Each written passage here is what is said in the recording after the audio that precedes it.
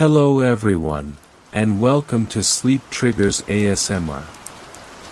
You're about to enter a world where horror whispers gently in the dark.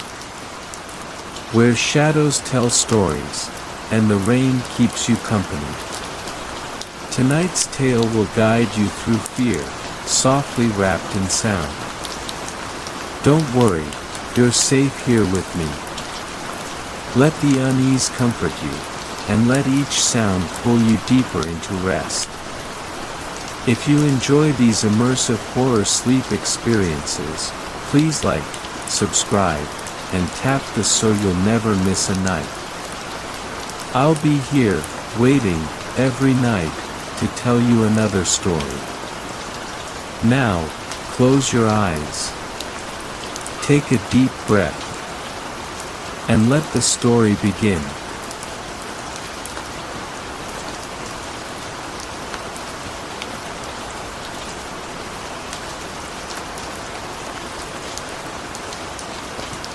The bus wheezed like an asthmatic dragon as it pulled into the cracked loop of Ashwood High.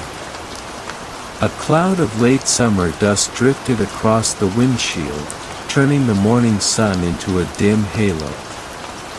Lena watched through the glass, chin propped on her fist, her earbuds long silent. Her playlist had ended 20 minutes ago, but she hadn't noticed. The school looked the same, but older. The bricks had darkened. The windows, though clean, felt more like eyes than glass. Something about the silence of the arriving students unsettled her. No shouting, no greetings, not even that awkward laughter people forced after summer break. Just the sound of sneakers on concrete and the tired groan of opening doors. As Lena stepped off the bus, her shoes met the pavement with a softness that made her pause. The sound didn't echo. It was like the ground swallowed it whole. She adjusted her backpack, pulling the straps tighter against her shoulders. Senior year, she told herself. One more round and you're out. She didn't believe it. Room 306 still smelled faintly of lemon cleaner and something more acidic, like old coffee. Rows of wooden desks stood at polite attention. Dust motes swam lazily in the slanting morning light. Her seat, third row from the window, second from the front, was waiting. But there was something wrong. There were 32 desks now. Last year, there had been 31. She remembered because Mr. Eames had joked about it, one for each of your overworked souls, and the last one for mine. She'd laughed, the only one who had. Now there was a new desk in the back corner. Not new in the literal sense, it looked older than the others, its surface warped and slightly bowed, like it had been dragged out of storage. The varnish was scraped away in patches, and someone had carved the initials empty into the corner. Lena glanced around. Nobody else seemed to notice. Or care. The homeroom bell rang, sharp and immediate. Not the usual drawn-out chime, but a shorter, almost abrupt tone. For a moment, she thought it had cut off mid-ring. Mr. Eames walked in with his usual shuffled gait, black coffee in one hand and a stack of faded attendance sheets in the other. "Welcome back," he muttered, not looking up. "Don't make me regret it." Some weak chuckles followed. Lena didn't join in. She was watching the new desk. It was still empty. At lunch, she found her old spot in the far corner of the cafeteria, facing the window, back to the wall. She didn't eat. She never ate at school anymore. The food felt too soft, like it had been chewed by time. She opened her notebook instead. On the first page, she wrote, Desk 32. Not on list. No one else sees it. Bell sounded wrong. Cut short. She hesitated, then underlined the word wrong 3 times. That's when she saw him. Across the cafeteria, seated at a corner table by himself, was a boy she didn't recognize. Pale skin. Dark hoodie despite the heat. Eyes fixed downward at an untouched tray. He didn't move. Didn't even seem to breathe. When she looked back again a few seconds later, he was gone. The tray, too. She felt a chill climb up her spine like ice poured directly down her vertebrae. That night, Lena dreamed of the school. It stood in fog, the brick exterior melting like wax under candlelight. She was inside but could see it from outside. The halls were too long, lockers breathing in and out, wheezing with unseen lungs. The intercom clicked on, but instead of words, it played a slow, deep bell chime, not the one she heard earlier. This one was older. Wetter. Like it had been ringing underwater for years. And it rang twice. Lena woke up with her hand clenched so tightly around her blanket that her knuckles were white. The next morning, she arrived early, standing outside room 306 before the halls filled. She peered through the window. 32 desks. Still there. Still wrong. She took out her phone to snap a picture. But on the screen, only 31. No back corner desk. No warped wood. No initials. She lowered the phone. The desk was there. Real. Tangible. She raised the phone again. It vanished from the screen like smoke. From behind her, someone whispered. You heard it too, didn't you? She turned around fast. No one was there. But in the air behind her, just faint enough to doubt, she thought she heard a bell ring once, and then again. The second day of school began with rain. Not the heavy, drenching kind that hammers rooftops and floods sidewalks, but a thin, colorless drizzle that made the air feel like a wet breath against Lena's face. The sky hung low, swollen and pale, like it hadn't slept in days. She hadn't either. The dream had stayed with her, the second bell, the warped desk, the whisper, and her room still carried the scent of burning wood, though she found no source. Her phone alarm had gone off 4 minutes late. She was sure of it. She always set it for 6:30, but when she opened her eyes, the screen said 6:34. No missed alarms. No snoozes. Just off. Time, she thought as she brushed her teeth with a mechanical hand, was trying to slip through the cracks. At Ashwood High, things felt subtly misplaced. The main hall's fluorescent lights flickered in a pattern that didn't repeat. The second floor clock was missing its minute hand. And the morning announcement, always pre-recorded, was silent. Just static. Lena made her way to homeroom early again. The classroom was empty. 32 desks. Still there. Still wrong. And now, the warped desk in the back wasn't empty. Someone sat there, head bowed, hoodie pulled low, fingers resting on the desktop as if carved from wax. She couldn't see the face.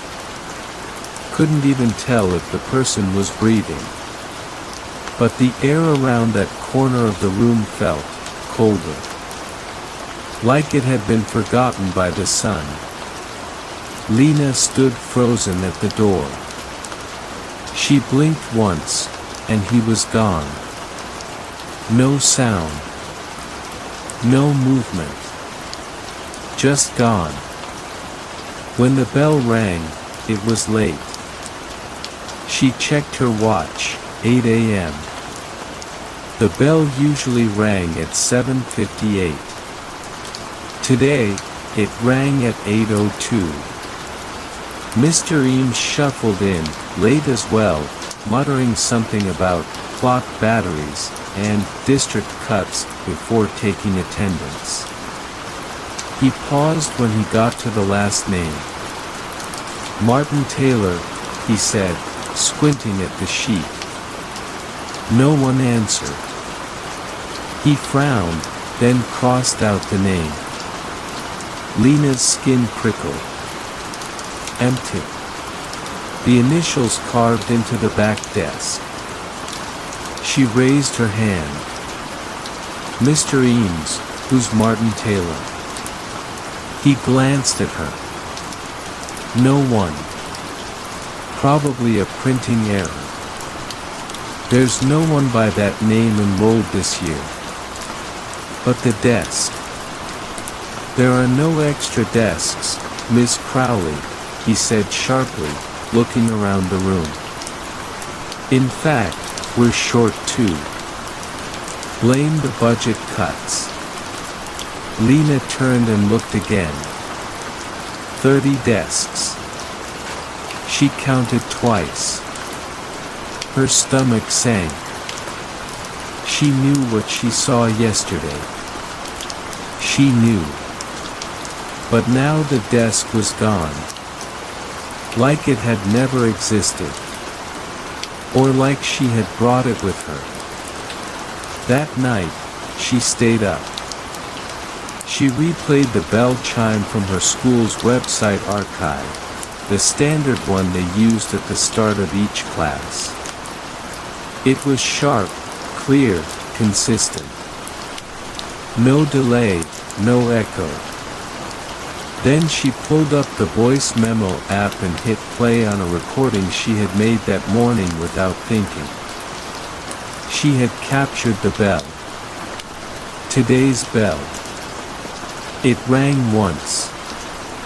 And then again. A full 3 seconds apart. She played it again. And again. But every time she played it, the timing changed. First, 2 seconds. Then 4. Then 1.5. The time between rings wasn't counting. It was drifting. By the third time she listened, Lena started to hear something in the pause. A whisper, or maybe a breath. She boosted the audio, pressed the phone against her ear. Just between the two chimes, a voice, almost below the level of hearing. You're early, or late. She dropped the phone. In her sleep that night, she walked the halls again. Only this time, the windows were covered in school photos, dozens of them, all taken in black and white. The same students over and over. Smiling, eyes dull. Same class. Same year. 1989. She turned a corner and found a classroom full of still bodies, students frozen mid-gesture, mouths open, eyes staring at nothing.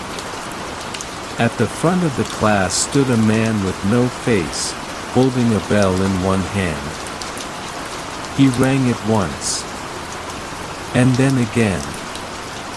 Lena woke with blood in her nose and the word Martin written in shaky pencil on her pillowcase. The next day, she asked the librarian about student records. Everything before 1990 is in the archive room, the woman said, not looking up. But it's sealed. Fire damage. Sorry. Fire. Of course. Back at her desk in homeroom, Lena stared at the back corner. Empty again. But on her notebook, a new line had appeared. She hadn't written it. Don't trust the bell. It rings for the wrong time now. And beneath it, initials scratched into the paper. Empty. The rain didn't stop. 3 days in, and the drizzle still hung in the air like an unfinished thought. Lena walked to school beneath the same heavy sky, her footsteps muffled by wet concrete and the constant hum of something she couldn't name. It wasn't the rain. It wasn't the wind. It was the pause between things. The space where sound should be, where time should move. Ashwood High loomed ahead like it always did, but this morning, she noticed something new. The flag outside the school was half raised, barely fluttering. There hadn't been any announcement. No memorial. No death. Not recently, anyway. She didn't go to homeroom. Instead, she walked past the administration office, past the "No students beyond this point" sign, and into the far corridor of Building C, the old wing. Most of the lights here were burned out, and the lockers were rusted shut. The floor tiles changed color halfway down the hall, from gray to a pale yellow, like nicotine-stained teeth.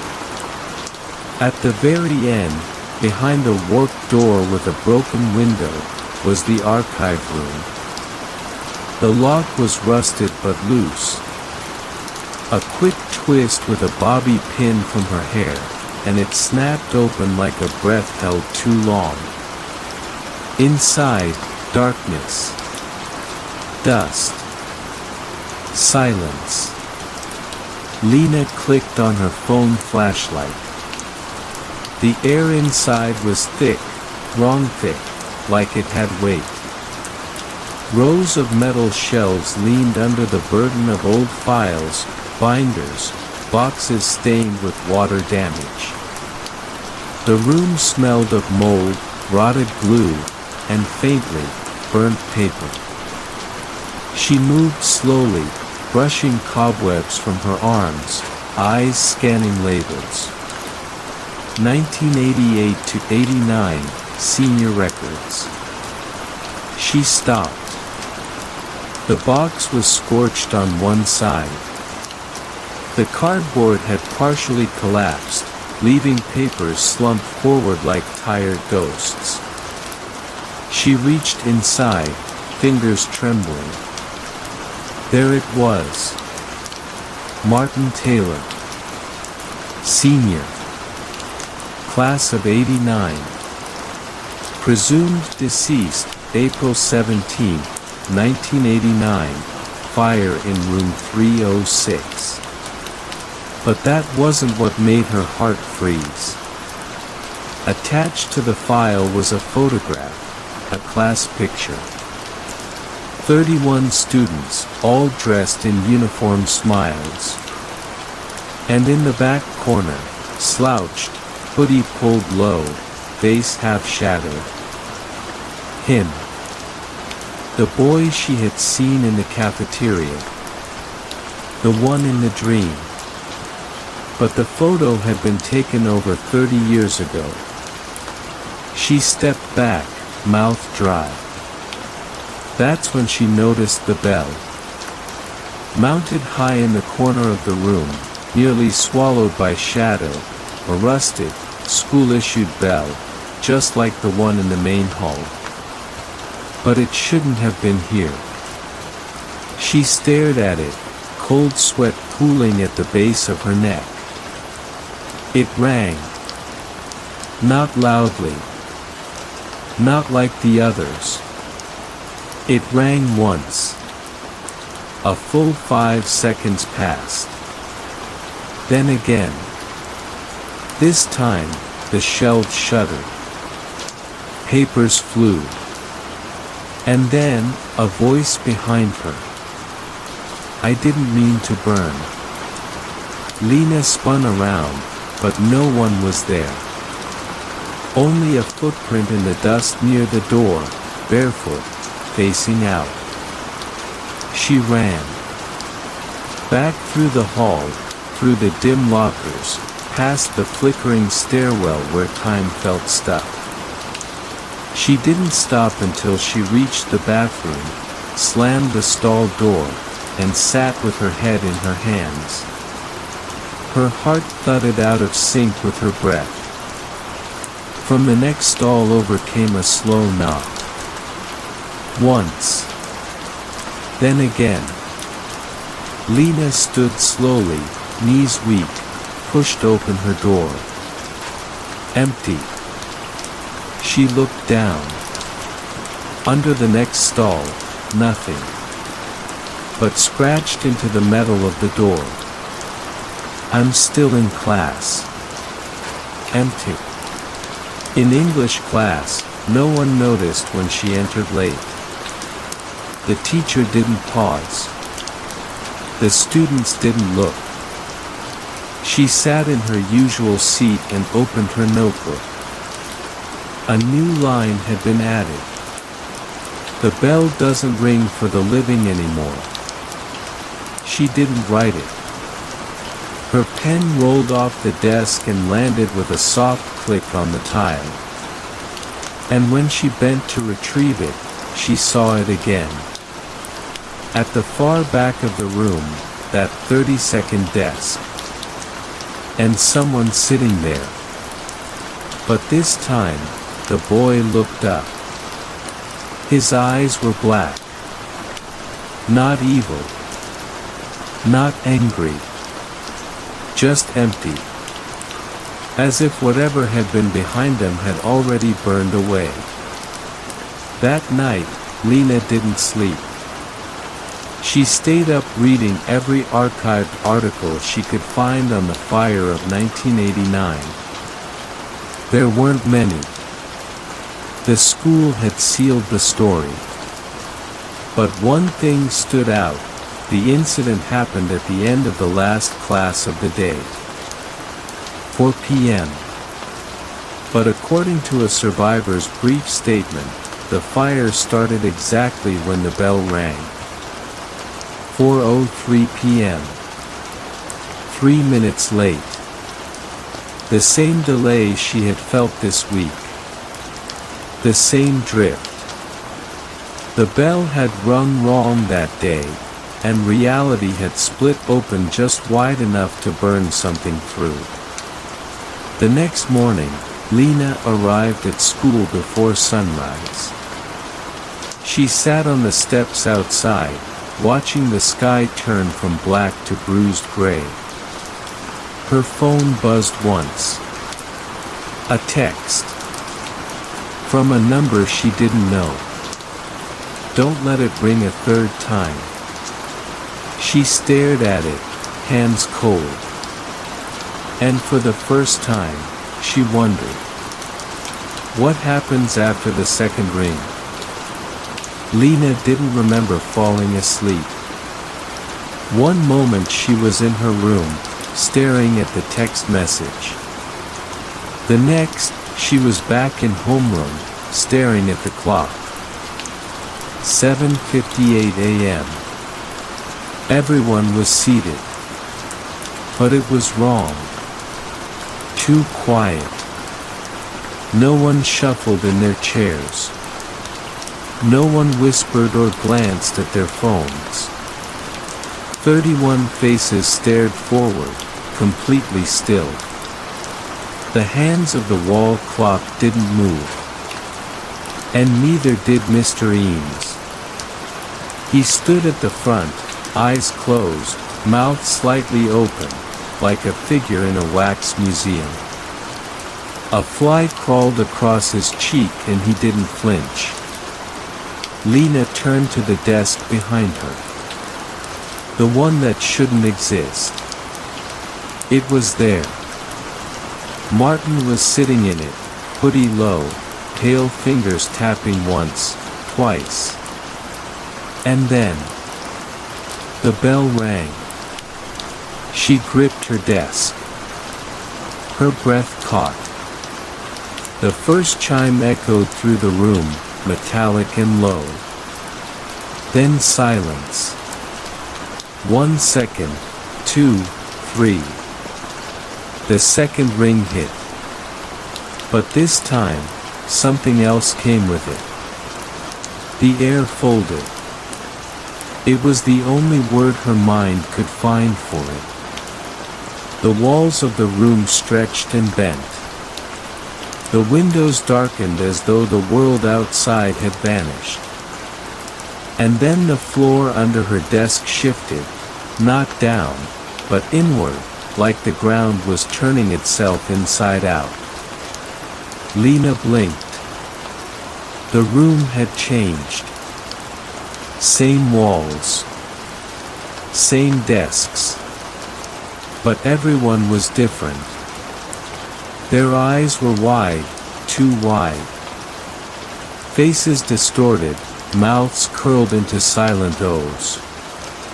Each student stared directly at her, unmoving, unblinking. All except Martin.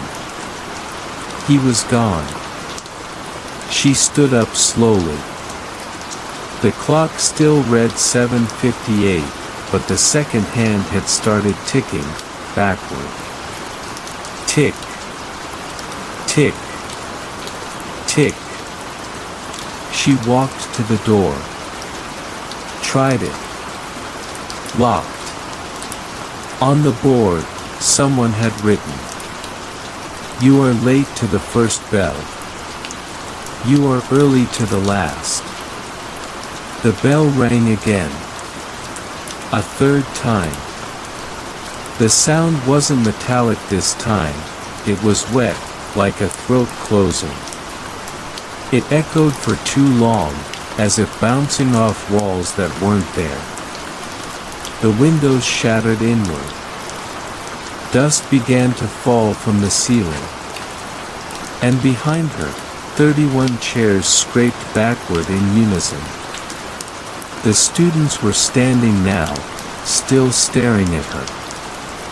She backed toward the far wall, heart pounding. The voice came from all of them at once. He stayed behind. Now you must take attendance. She jolted awake.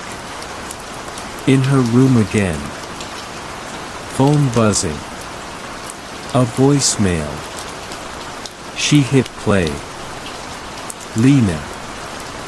It's me. I know this sounds insane, but I think I'm caught in it. In the bell. I didn't hear the third one in time.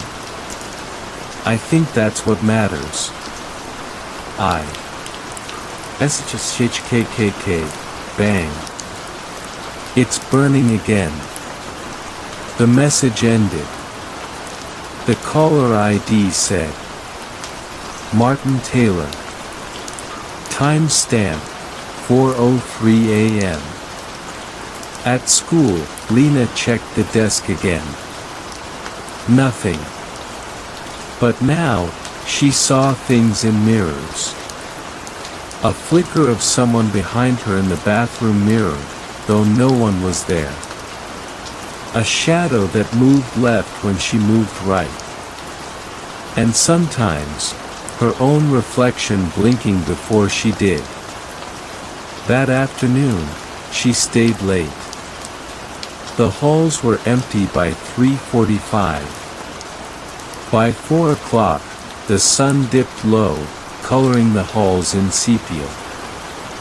At exactly 4:02, the air grew still. She stood by the old staircase, watching the second-floor clock. 1 minute to go. And then, she heard a bell ring. Once. And again. But no one else was around. No announcement. No class change.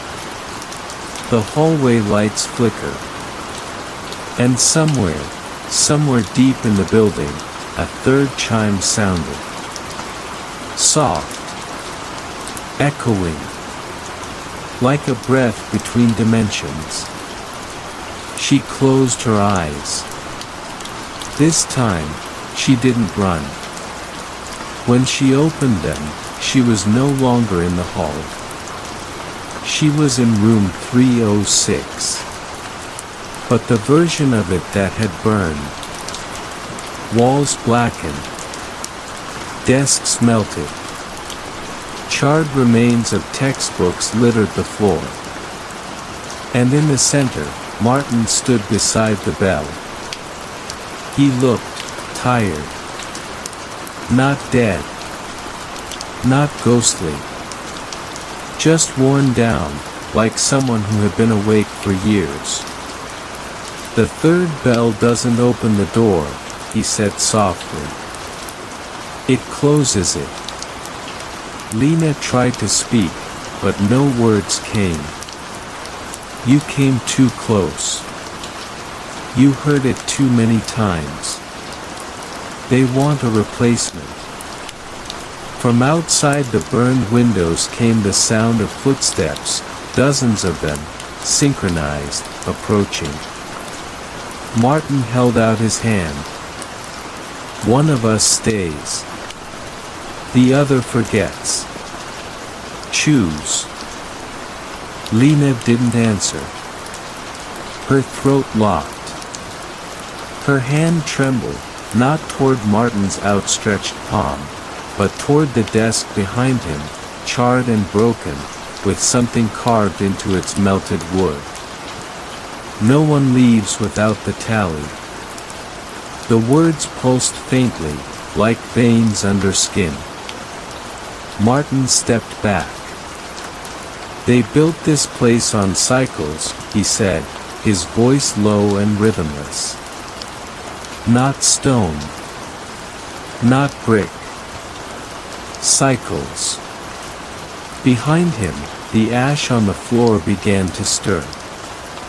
A gust, or breath, or memory passing through. From it rose the 31 students, their outlines soft, unfocused, like heat waves rising from pavement. They stared at Lena. Mouths closed. Eyes hollow. But they recognized her. She realized with a chill. They weren't trapped. They were waiting. Martin turned toward the blackboard. He picked up a half-melted piece of chalk and began to write, slowly, as if the motion cost him something. Lena Marlowe. Attendance, 4/31. He turned. Every time you hear the bell, a part of you joins us. 4 rings. 4 echoes. 4 selves. Lena took a step back. The classroom walls breathed inward, narrowing slightly. Dust swirled like snow caught in a slow-motion storm. If you stay, Martin said, you remember. If you leave, He pointed toward the door. It stood open now. The hallway beyond was impossibly bright. You forget. But not all of you. The part that remembers, it stays. It builds the next version of this. Lena looked around. Room 306 was not just one room. Layered over each other were dozens of burned iterations. Desks in different arrangements. Walls at slightly different lengths. 100 fire scars overlaying one another. And in each one, a version of her. Some standing. Some sitting. One curled in the corner, humming. All watching her. She closed her eyes. Let the ringing in her ears rise. A memory surfaced. Not from now. Not even from this life, maybe. A dream she had when she was 6, of a school she'd never attended, a staircase that ended in a locked door, a bell that chimed while no one moved. That wasn't a dream. That was the first bell. Lena stepped toward the door. Martin didn't stop her. As she crossed the threshold, the brightness consumed her, not warm, not cold. Just void bright. The sound of burning faded. The weight lifted. She opened her eyes. She was in her bed. Morning sunlight spilling through the blinds. Phone alarm ringing softly, 7:30 a.m. Everything was normal. At breakfast, her mother chatted about her dad's flight delay. Her brother scrolled through TikTok. The world was unburned. Ashwood High looked the same. She walked through the front gate and noticed the flag. Full mast. Sky blue. No rain. Her friend Maya waved at her. You okay? Maya asked. Yeah, Lena said slowly. I think I just had a weird dream.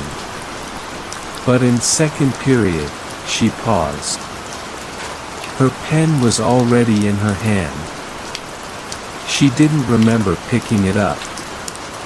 The teacher was already speaking. But she didn't remember him coming in. And at the far back of the room, that extra desk was gone. But in its place, a folded note, just barely visible beneath the tile. She bent, retrieved it. In cramped, burned handwriting. You made the right choice. But you left someone behind. Empty. P.S. Next time, count the bells before they ring. That night, she dreamed again.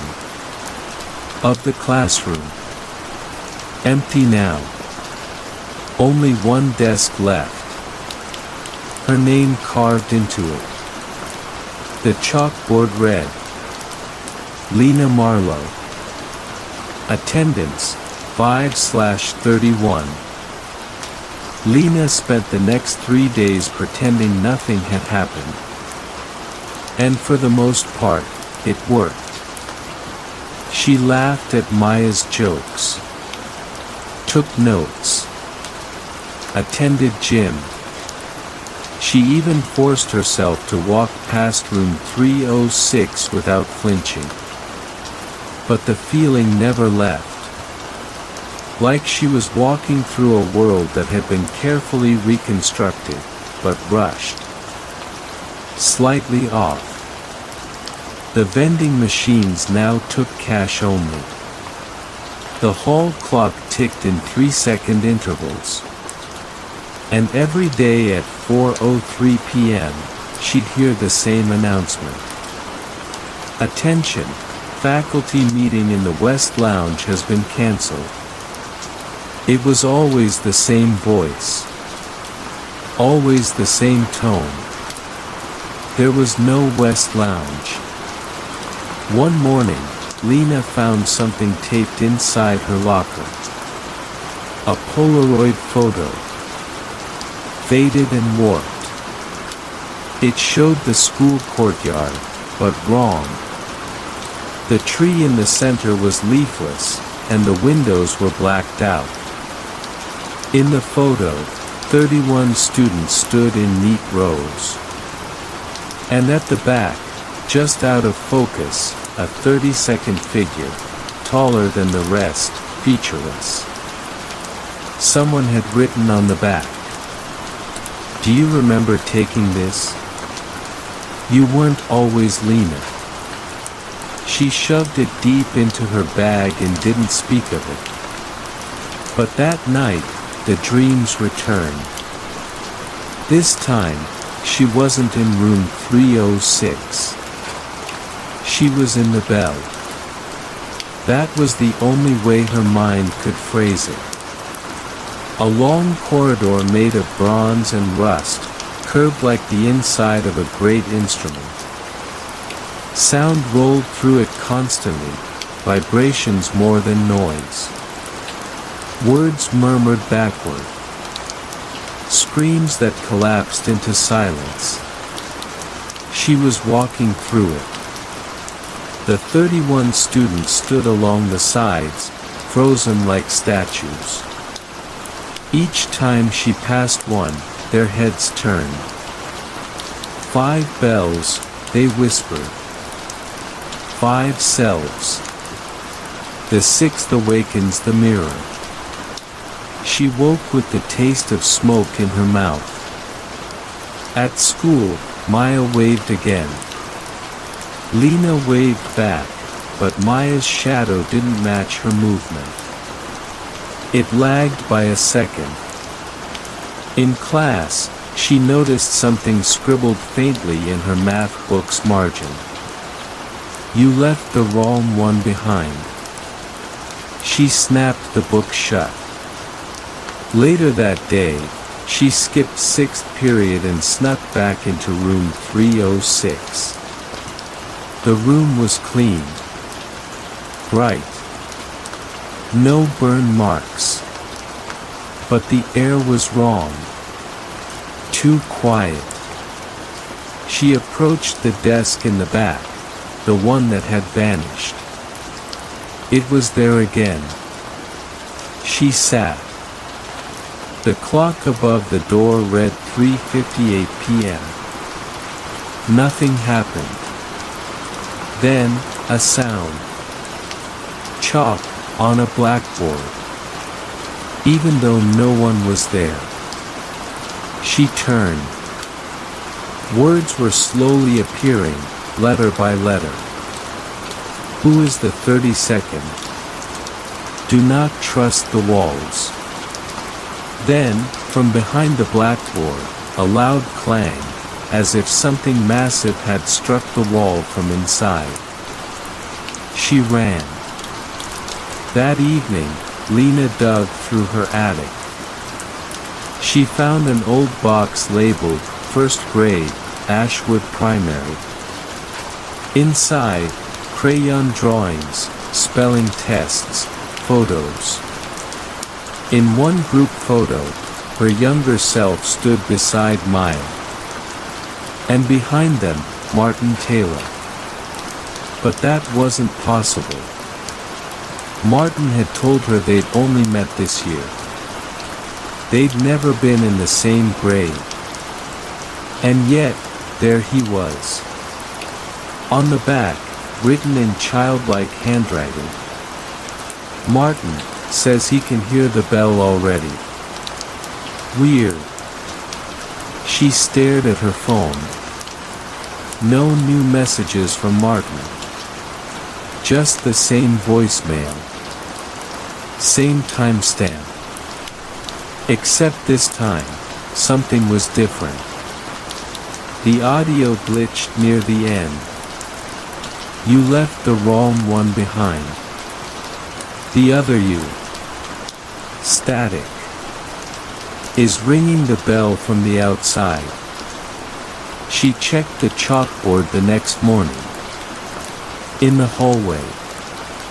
In math. Even in the library. Every surface had traces. Tiny chalk lines. Partial circles. Repeating symbols. Not random. Not graffiti. A code. She didn't understand it. Not yet. But she could feel it. She wasn't trapped in the memory of room 306. She was outside now. But the version of herself still inside was trying to get out.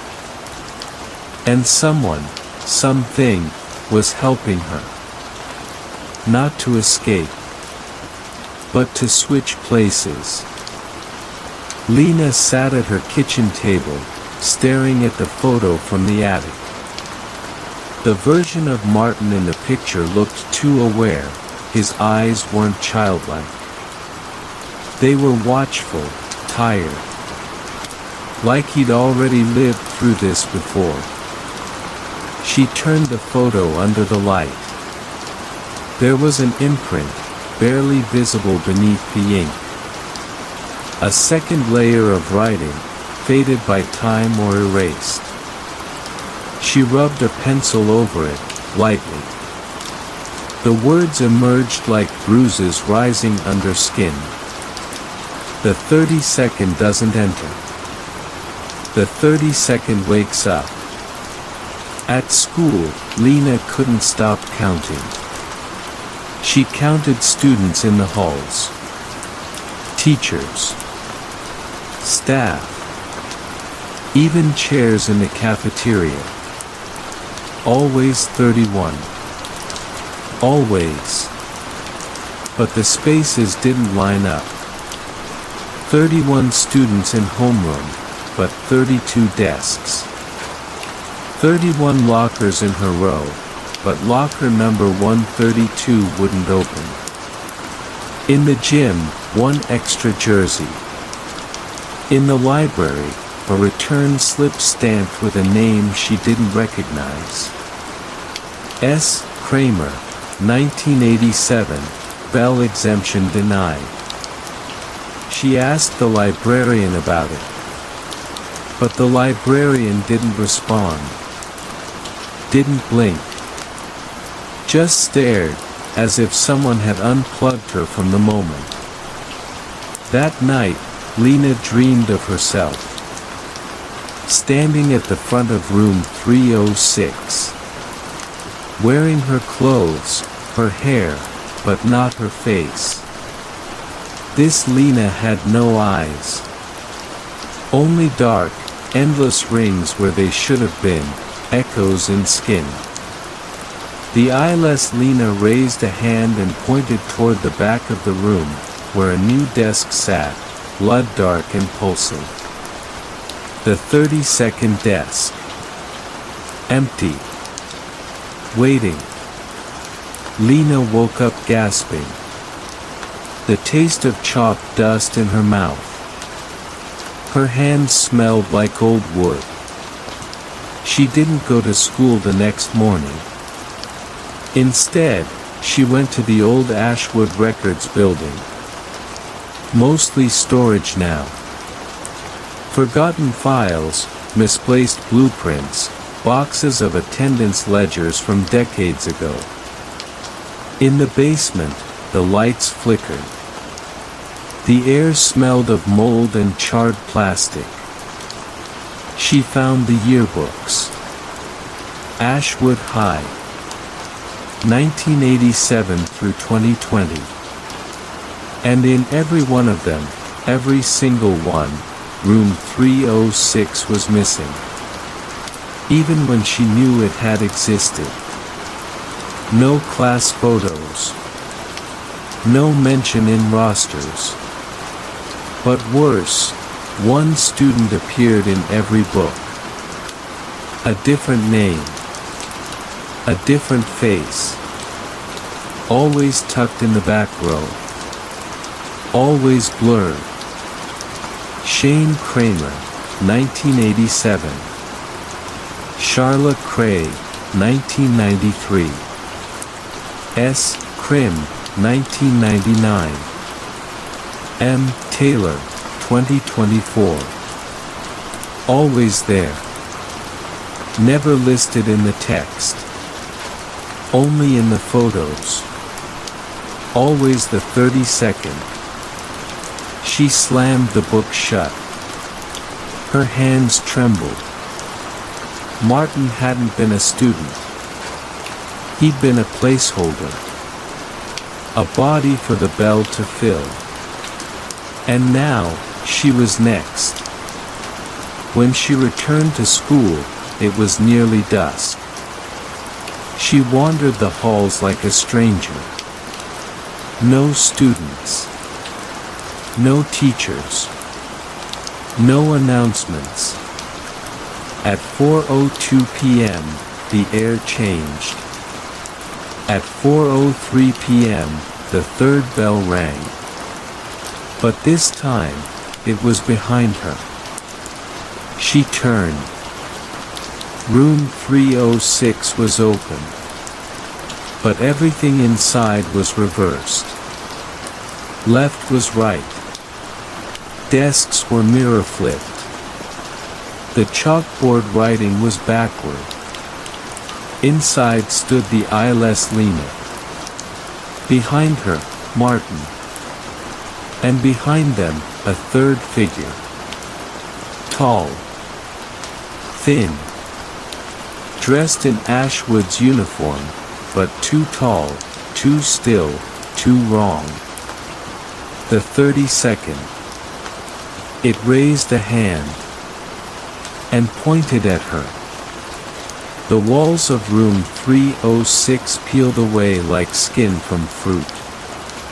Behind them, a spiraling staircase of burned clock faces. One step for every bell rung.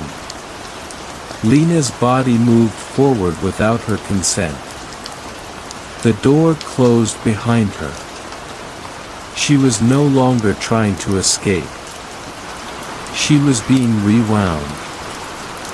Lena walked down the spiral staircase, though the motion felt less like walking and more like descending through layers of a film reel, each step clicking like a projector changing frames.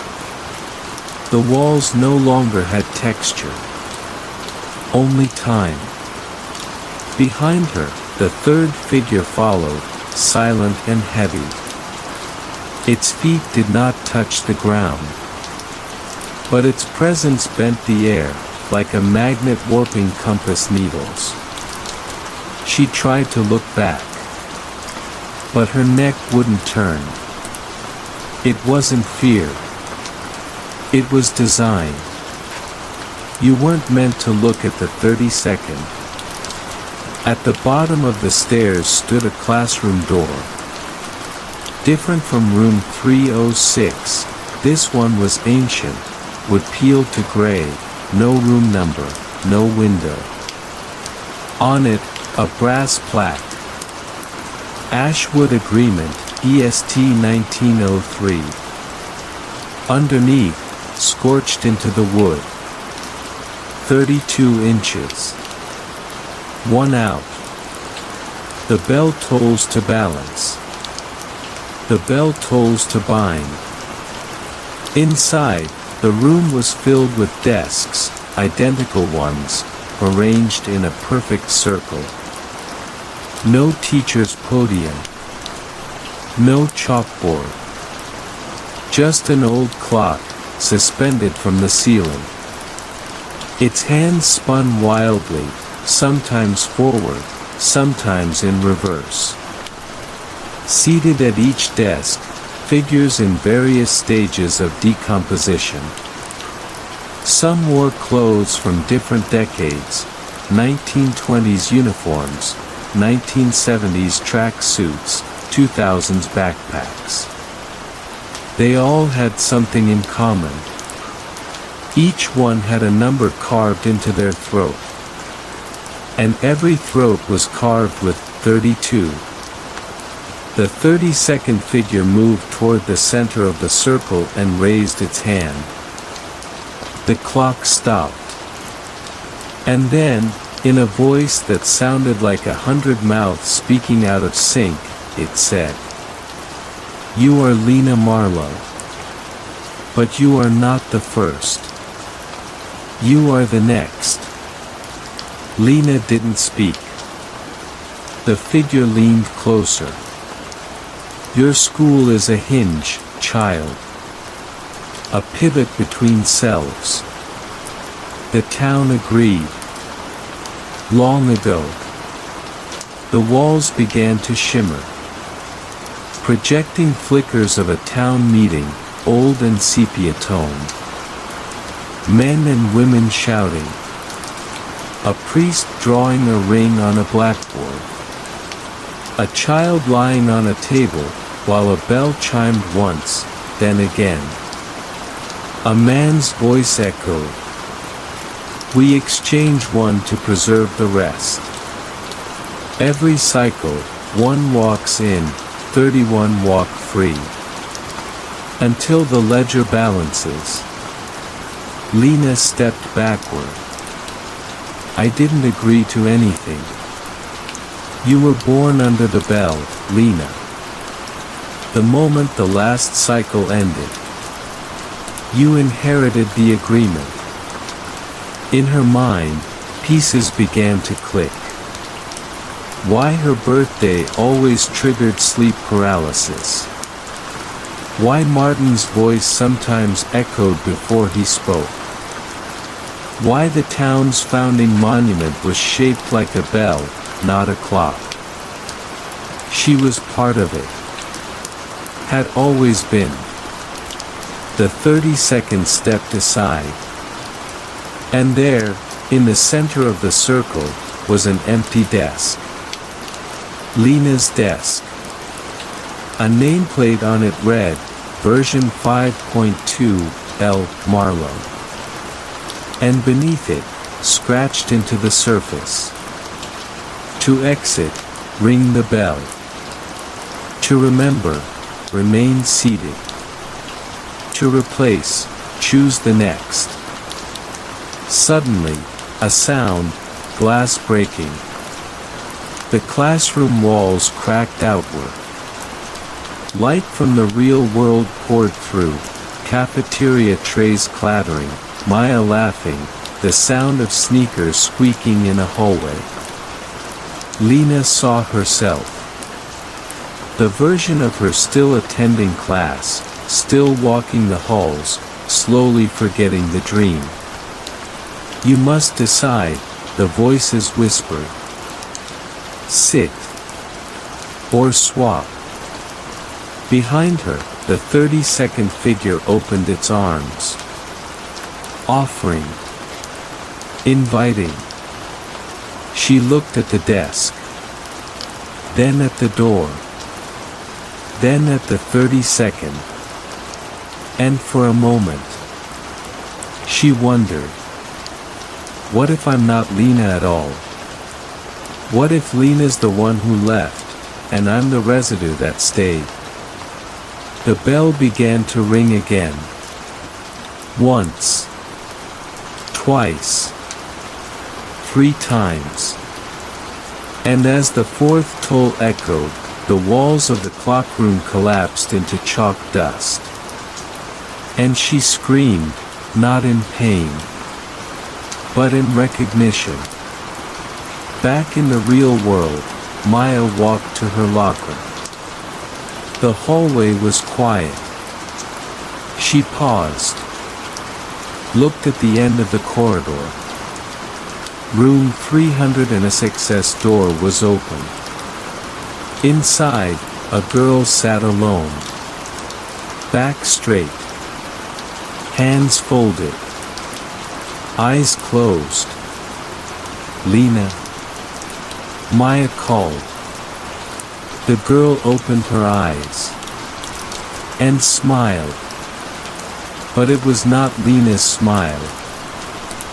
Maya didn't sleep that night.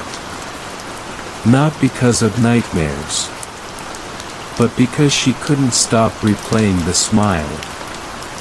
Lena had always smiled crooked, one side lifting slightly higher, eyes narrowing with mischief. But the girl in room 306, her smile was symmetrical. Hollow. Like it had been practiced in a mirror too many times. The next morning, Maya watched Lena carefully. She laughed at the right moments, said the same phrases, sat in the same seat. But there were tiny glitches. She held her pen in the wrong hand. She hummed a melody Lena used to say gave her migraines. She flinched when someone said the word bell. During lunch, Maya asked, "Remember when we skipped Mr. Rayner's pop quiz last semester?" Lena paused, then smiled. "Of course. We studied in the library instead." Maya felt a chill crawl up her spine. That never happened. They'd gotten detention. Together. After school, Maya returned to the library alone. She knew the archive room was off limits after 4 p.m., but something pushed her, a hunger for alignment, for proof.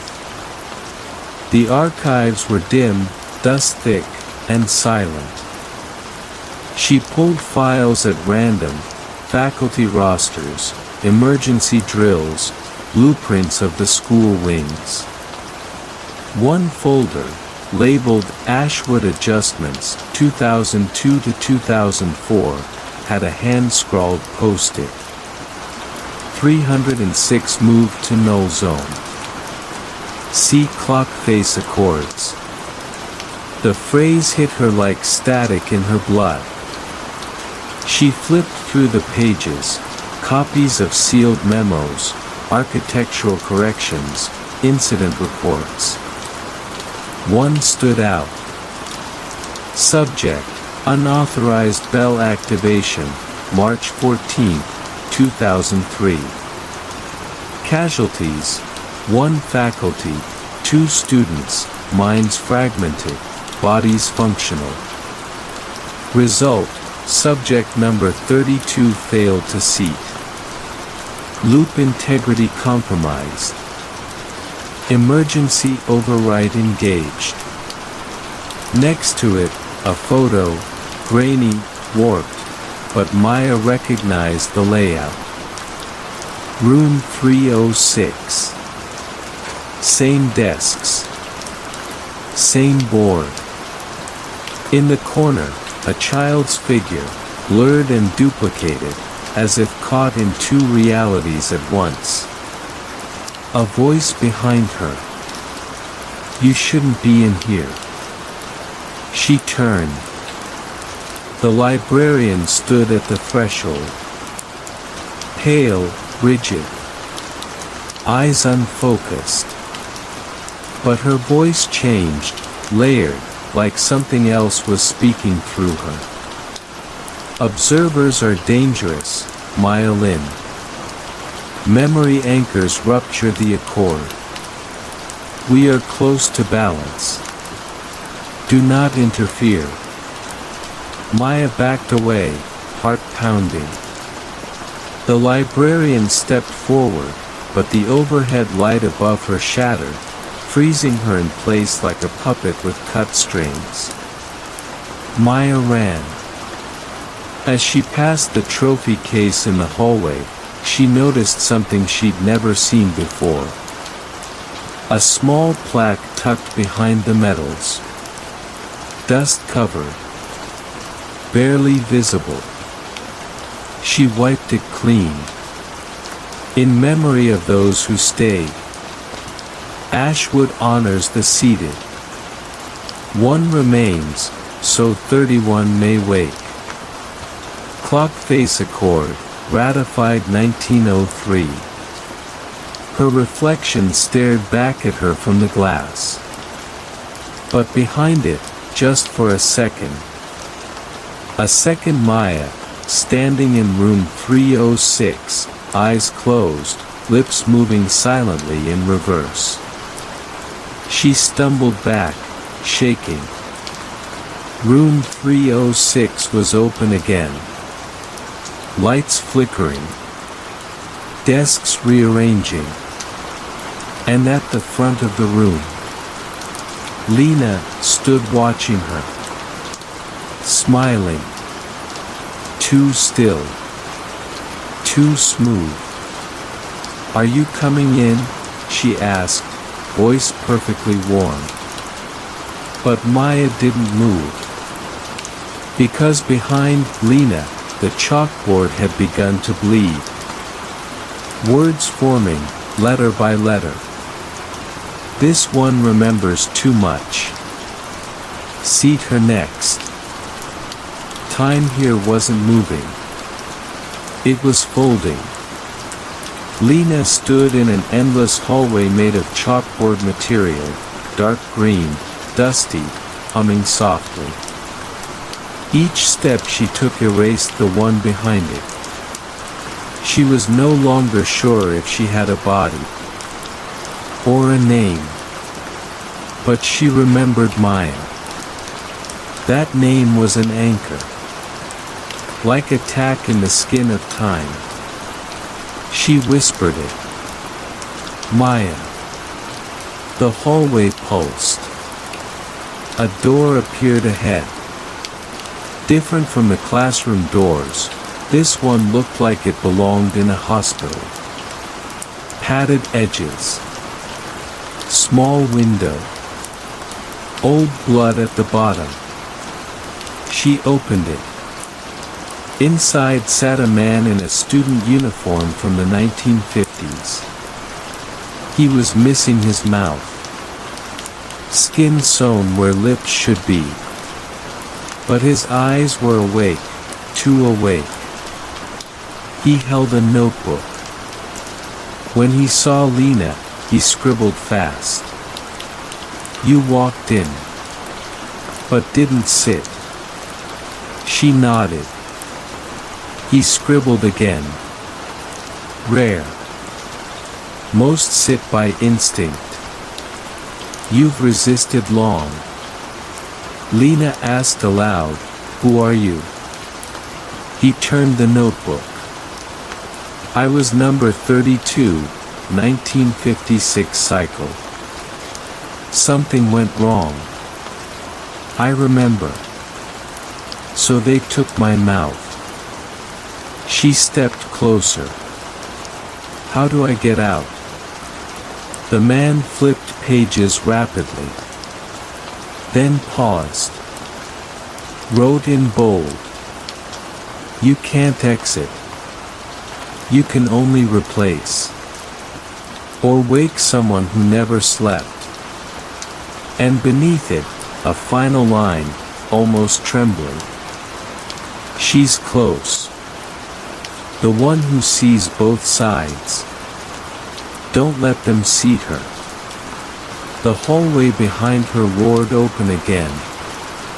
And far away, she heard Maya's name being spoken in the wrong voice. Maya, real world, Ashwood town limits. Maya took a bus to the edge of Ashwood. Her destination, a crumbling yellow house on Brookline Street. Mrs. Yardley had been a substitute teacher in the early 2000s. Rumors said she'd left after a nervous breakdown. Others said her husband vanished in the school basement. Maya knocked. No answer. She tried again. Then, slowly, the door creaked open. Inside, All the clocks were broken. Not stopped, just spinning, hands clicking furiously, some even floating off their faces. Mrs. Yardley stood at the hallway's end, her hair wild, her eyes red-rimmed, but her voice, calm. "You've seen it, haven't you? The girl who smiles like she doesn't need to blink." Maya froze. "You know about Lena." "Not Lena," Yardley interrupted. "What's inside her now was inside my husband. For 17 days. He smiled at me. He made my coffee. And then one night, he asked where our son was. We never had a son." She gestured to the living room. On the wall, pinned like a shrine, dozens of Ashwood ID photos. Blurred faces. All marked 32 in red ink. Maya stepped closer. She found one that matched the figure she'd seen in her dream. "What is it?" she asked. "That thing," Mrs. Yardley whispered. "It's not a ghost. Not a demon. It's a remainder. A math that doesn't fit. It becomes whoever's left after the loop tries to close but can't. And the loop's failing. Again." Maya felt her chest tighten. Yardley placed a trembling hand on hers. "There's still time. If she remembers you fully, she can anchor back. But if she forgets..." Yardley pointed to an old school bell on the shelf. It began to ring on its own. Once. Twice. Then silence. If it rings a third time, she's gone. The chalkboard hallway began to split. Like a zipper tearing across reality, Lena saw two rooms appear on either side. Left, a kindergarten classroom. Primary colors. Tiny handprints on the walls. A scent of glue and soap. Right, a science lab. Beakers melting into the floor. Desks floating upside down. In both rooms, there was a version of Maya. One smiled and waved. The other stared at her with hollowed-out eyes, mouth twitching. "Remember me?" both said at once. Lena held her head. It was cracking.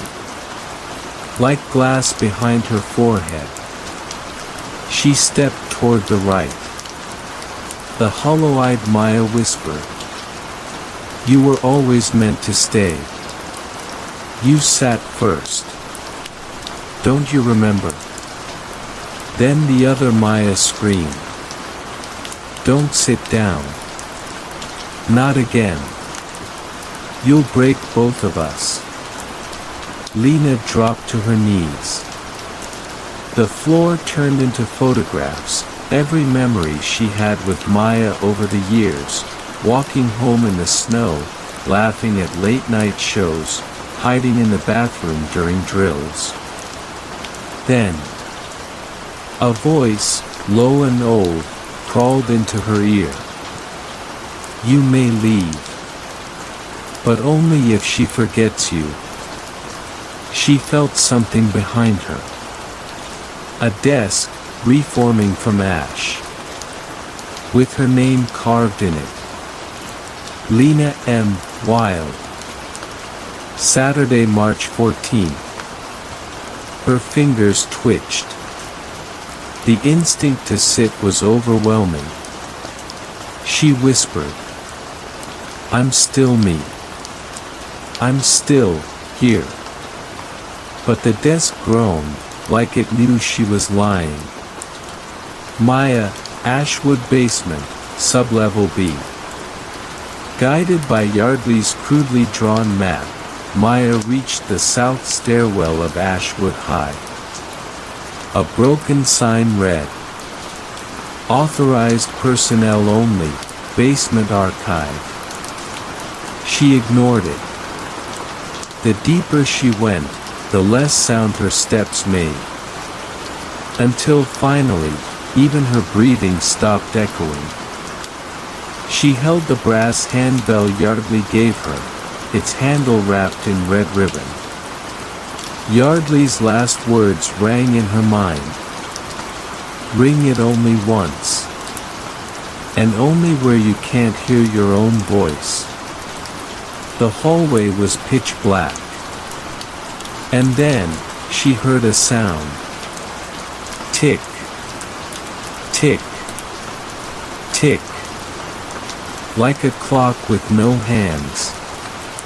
Just the sound of time trying to pass. A door appeared ahead, barely visible. Maya opened it.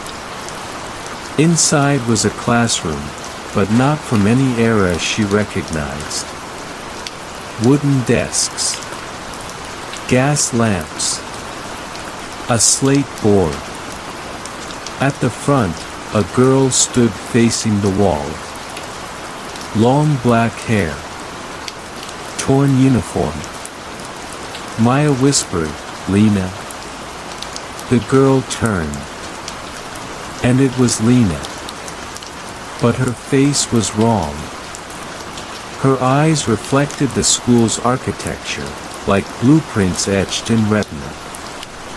Her mouth moved, but no sound came out. Then, suddenly, her voice hit Maya from behind. "If I speak here, I stay forever." Maya turned, but no one was there. The voice came again. "I'm under the third chime now. I think I sat down. You have to ring it now, Maya." Maya hesitated. Then closed her eyes. Raised the bell. And rang it. Clang. For a moment, every sound disappeared. Even the heartbeat in her ears. Then, the desk in front of her cracked in two. The gas lamps went out. And somewhere, deep under the school, a clock that had never existed stopped ticking. Suddenly, Maya felt herself yanked backward, like her body and soul were on two separate threads. And when she opened her eyes again, she was in room 306. Empty. Except Lena sat at her desk. Breathing. Real.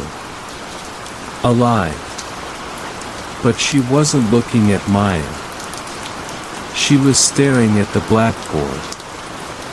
Words were written in chalk, shaking slightly as if still being written. One sat. One woke. But balance is broken.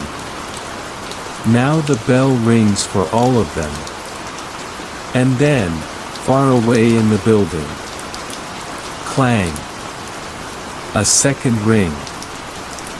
Monday, 7:43 a.m., Ashwood High School. The bell rang. Once. Twice. And then, a third chime that didn't come from anywhere. Students paused. Looked around. Nothing seemed wrong. But as they moved through the halls, a subtle mismatch emerged. The clocks were wrong. Each showed a slightly different time. None exactly 7:45. In homeroom 2B, Ava Nelson stared at her schedule. Period 1, History, Room 211. Period 2, Biology, Room 213. Period 33. She blinked. What the hell is period 33? Ava looked around. Other students had it too. Whispers began. Is this a prank? Maybe it's detention. Hey, why does it say room 306? That's where Lena had returned. Maya, school hallway. Maya had been following Lena since morning. Lena was silent. Different. She moved like someone walking through water. They reached her locker. Lena turned slowly. Do you hear it? Maya frowned. Hear what? The furniture remembering.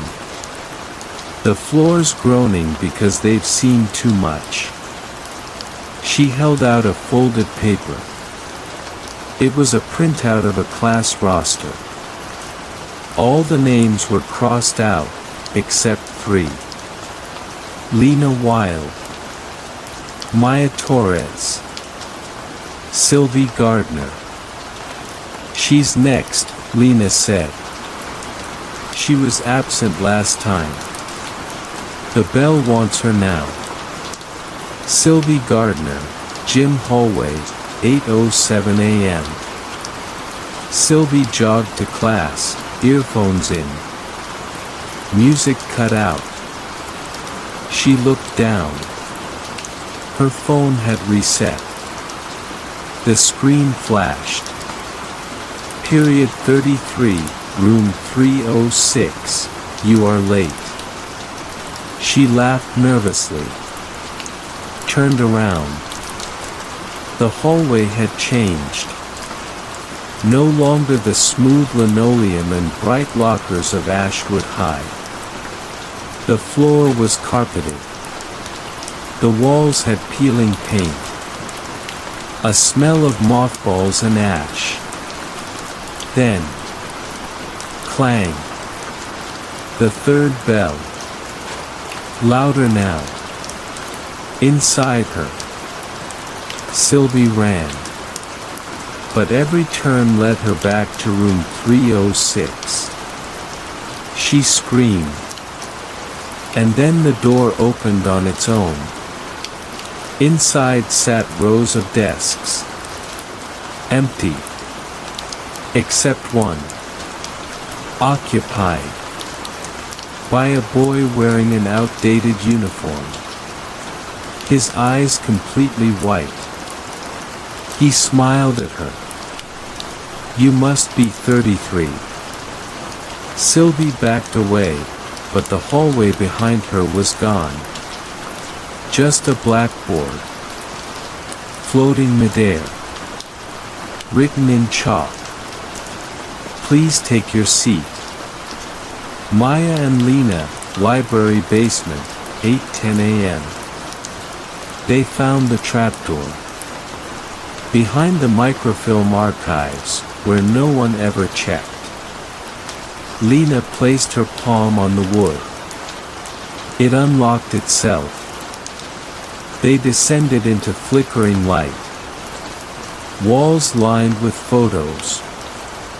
Not just students, teachers, janitors, substitutes. Each tagged with a number. 001, 002, 003. 032, 033. 034, void. The final space was blank. Lena whispered. They're restarting the cycle. Period 33 is the reset. If too many sit down, the loop grows. It gets smarter. Maya pulled out the red ribbon bell. Then we make it forget. A voice echoed behind them. But who says you're not already part of it? They turned. Mrs. Yardley stood in the corner, smiling. But something was wrong with her teeth. Too many. Sylvie Gardner, room 306/cloth layer fragment. She sat. The desk was cold, fused to the floor. Her hands wouldn't move. Across from her sat a boy, half of his face flickering, like static. He reached forward, gently tapping the nameplate on her desk. Wrong name. Sylvie looked down. Name, Julia. Not hers. She tried to stand, but her legs were gone, replaced by roots, winding into the floor. The windows around her flashed, scenes from different lives. A girl riding a bus alone in snow. A boy scratching something under his desk. A hallway flooded with chairs. Then a voice, mechanical but tired, echoed around the room. Test in progress. Repeat sit detected. Memory bleed at 19%. Correction recommended. The boy across from her spoke without opening his mouth. They don't want to trap us. Not really. They want us to choose it. That way, it sticks. He held up a slip of paper. Choose one to forget. Yourself. Someone else. The checkbox blinked. Sylvie screamed, but no sound came out. She had to check. A pen rose by itself. Maya, library sub-basement, archive room 5C. Who decides what gets remembered? Yardley smiled, her teeth stretching wider, clicking faintly with each syllable. The ones who sat first. They write the rosters. The rules. The time loops. She pointed to the far wall. An old projector began playing on its own. Maya and Lena watched. A grainy black and white film. Students filing into room 306. Smiling. Sitting. Then each flickered out. Erased. Until the screen showed only a chair. And then, a face. Maya's. Younger. Barely 8. Sitting. That's not possible, she whispered. Yardley's voice crawled behind her. Memory is a desk. You can leave it. But if you return, even once, it knows you were never meant to leave. Lena looked horrified. You've been here before. You've always been here. Meanwhile, Ashwood High, main office. Chaos bloomed. Students reported duplicate classes. Names missing from rosters. Teachers giving quizzes for subjects that didn't exist. Principal Harmon entered room 306 to investigate. And vanished. The PA system crackled. This is, Class Monitor 3 reporting. Please disregard the third bell.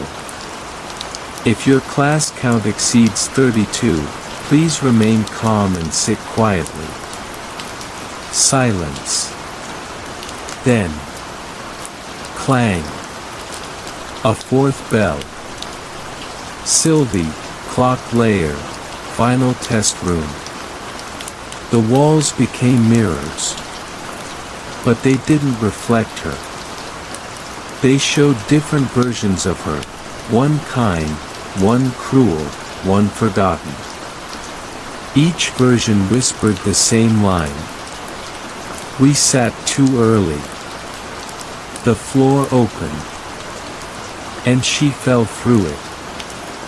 Maya, archive room, present moment. The projector cut off. Lena screamed.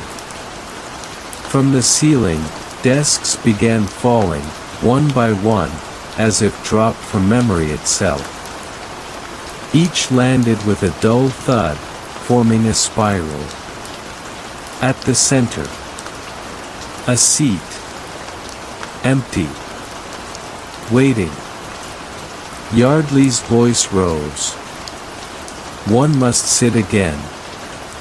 The loop craves symmetry. Two left. One remembers. One forgets. Which are you, Maya Torres? Maya gripped the red ribbon bell. But it felt heavier now. As if it knew what it was about to silence. She stepped toward the chair. But before she reached it, Lena ran past her. I sat first, Lena said, eyes locked forward. Let it take me back. I can hold the loop. Maya screamed. Don't. Too late. Lena sat. And in that moment, room 306 vanished. The desks were gone. Yardley was gone. And Maya was back in the school hallway. Alone. The only thing left was the bell. And Lena's name scratched into the tile beneath her shoes. Final scream, the school bell tolls 5 times. The echo keeps going. And going. And going. Ashwood High, nurse's office, 9:10 a.m. Maya woke up. But not from sleep. From disappearance. Everything was white. The air smelled like boiled plastic and citrus cleaner. The walls hummed faintly, like something hidden in them was still breathing. Nurse Alma stood by the sink, her back turned. How are we feeling, Maya? Any ringing in the ears? Maya tried to sit up. Where's Lena? Alma paused. Turned, slowly. Her face didn't look drawn. It looked redrawn. Like someone had tried to remember her too many times. There is no student by that name. She handed Maya a paper cup. Inside was a pill. This helps with repetition. Maya didn't take it. She slipped off the cot and staggered toward the door. But the hallway outside was wrong. Too long. Too silent. Too bright. And every door was labeled. Room 306. Ashwood High, Hall of Faculty Records, 9:21 a.m. Maya found it behind the old auditorium curtain. A door with no knob. Just a slit and a burnt bell cord dangling beside it. She pulled the cord. It didn't ring. Instead, the wall whispered. Red bells do not ring. They are only heard by the remembered. A slot opened. Inside, a folder. Faded red. Stamped. Faculty file, lost/retired/replaced. She flipped through the papers. Each profile incomplete. Mr. Grant, art face scratched out, note reads, sat twice. Mrs. Elm, math replaced by herself, notes loop. Entry missing. Only fragment, name removed upon first chime. Rewritten during the second. Maya turned the page. There was a photo of herself. Younger again, but in a teacher's uniform. The label. Miss Torres, temporary instructor, room 306. She dropped the folder. The room began to shrink. The lights clicked off, one by one. The bell did not ring, but she heard it anyway. Ashwood High, student bathroom mirror, 9:33 a.m. Maya leaned over the sink, gasping. Her reflection blinked out of sync with her. Then it leaned forward. You never left the room. Behind her, the stall doors began creaking open. 1. Then 2. Then 33. Empty. Except the last. Lena sat inside, hands folded neatly in her lap. Her eyes were milky, but her mouth moved. They won't ring the red bell for you. You already did it yourself. We always come back to teach what we forgot. Maya fell to her knees. The walls began to pulse, chalkboards bleeding black ink, floor tiles lifting and rearranging into letters. CLASS. REPEAT. SIT. SIT. SIT. She screamed. No one heard. Ashwood High, unknown period, unknown date. Bell rings. Once. Twice. Never the red one. Ashwood High, unmarked corridor, unknown time. There was no clock. Only footsteps. Maya's own, echoing too loud for an empty school. She followed the trail of scuffed tiles, each one marked with the faint imprint of a number. At tile 33, the hallway turned. A new door stood there. Frosted glass. Behind it, a soft glow. The placard. Faculty Archive, long-term instructional equipment. Use only when bell repeats. The handle burned cold in her palm. She turned it. Inside the room, 306. Midnight. A massive classroom. But inverted. Desks on the ceiling. Chairs fused into the floor. At the very center, a single desk. Clear glass. Impossibly clean. Floating 2 inches above the ground. It didn't cast a shadow. Inside the desk, a metal bell. Red. Muffled. Cracked down the middle, yet whole. Beside the desk, a sign. Do not sit unless asked. Memory stability threshold, 3 seconds max. Maya approached. Her footsteps made no sound now. Her shadow twisted sideways. She saw her reflection in the glass top.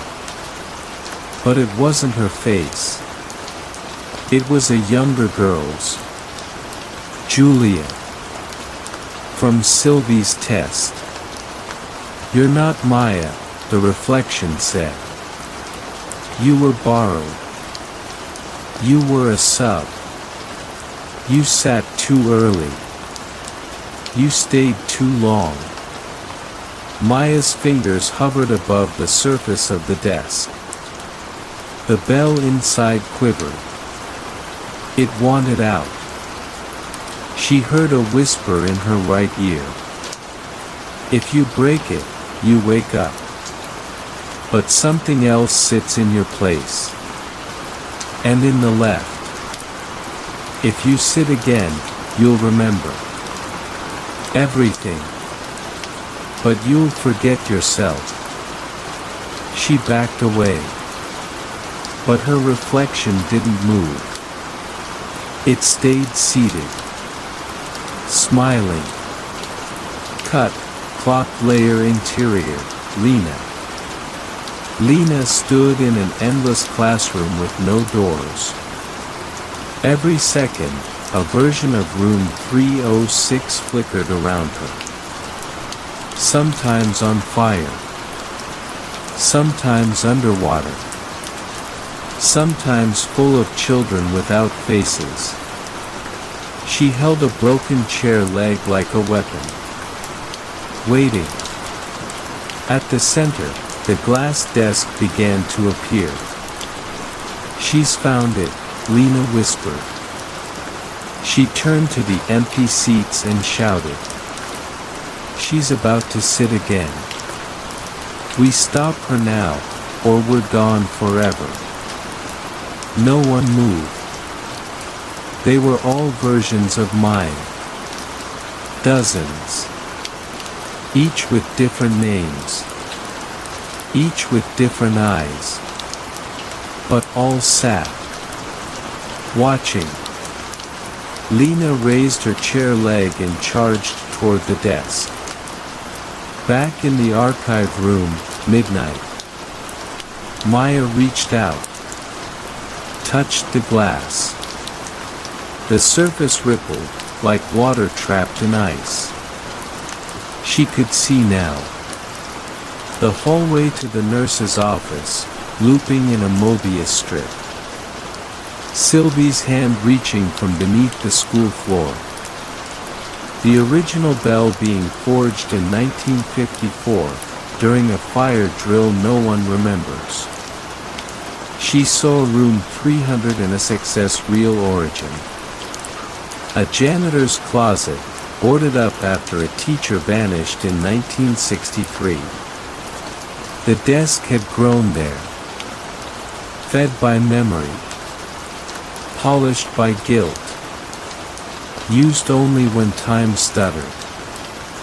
She lifted the bell from the desk. It was cold. Heavy. Alive. Final sequence, bell held, Maya standing. A voice behind her. "Don't. If you ring it, they'll all come back." Yardley. Again. But her voice cracked with static. She was no longer herself, only a carrier signal for room 306. You don't unring the first bell. You just ring a louder one. Maya looked down at the bell. It pulsed in her palm. One choice. She stepped toward the desk again. Then turned.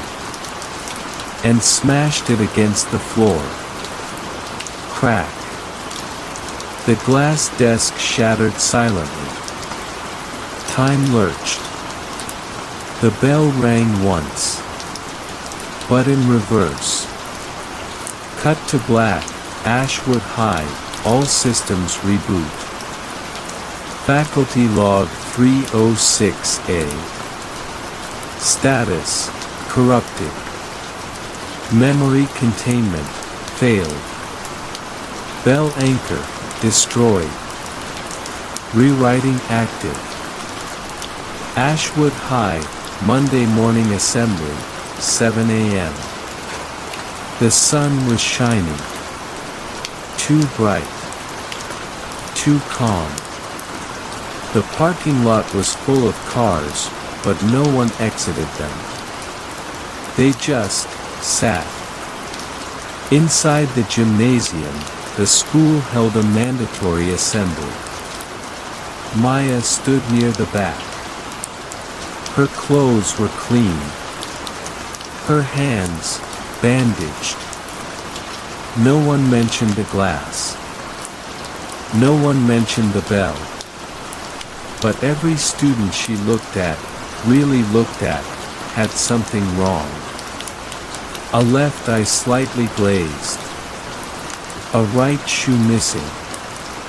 A second shadow, flickering just behind them. Lips moving without sound. Principal Yardley stepped onto the podium. Spoke into a dead microphone. Welcome, students. Today, we celebrate the completion of the sit cycle. For those who sat, you are remembered. For those who speak, speak carefully. The room listens. Silence. Then the bell rang. Once. But it came from inside someone. The girl next to Maya, Emily Garber, opened her mouth. And instead of a scream, I sat in room 306. I remember. My test was to draw a window where there was none. I did. I walked out. But I was never seen again. She collapsed. No one helped her. They were all frozen. Then another student stood up. And another. They began to speak, one by one.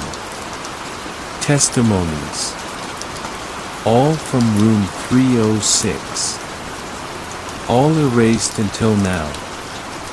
Maya felt her knees weaken.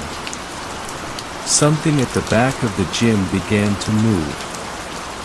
A wall peeling open, like old paint. And behind it, a class photo. Ashwood High faculty, 1963. Everyone seated. Everyone smiling.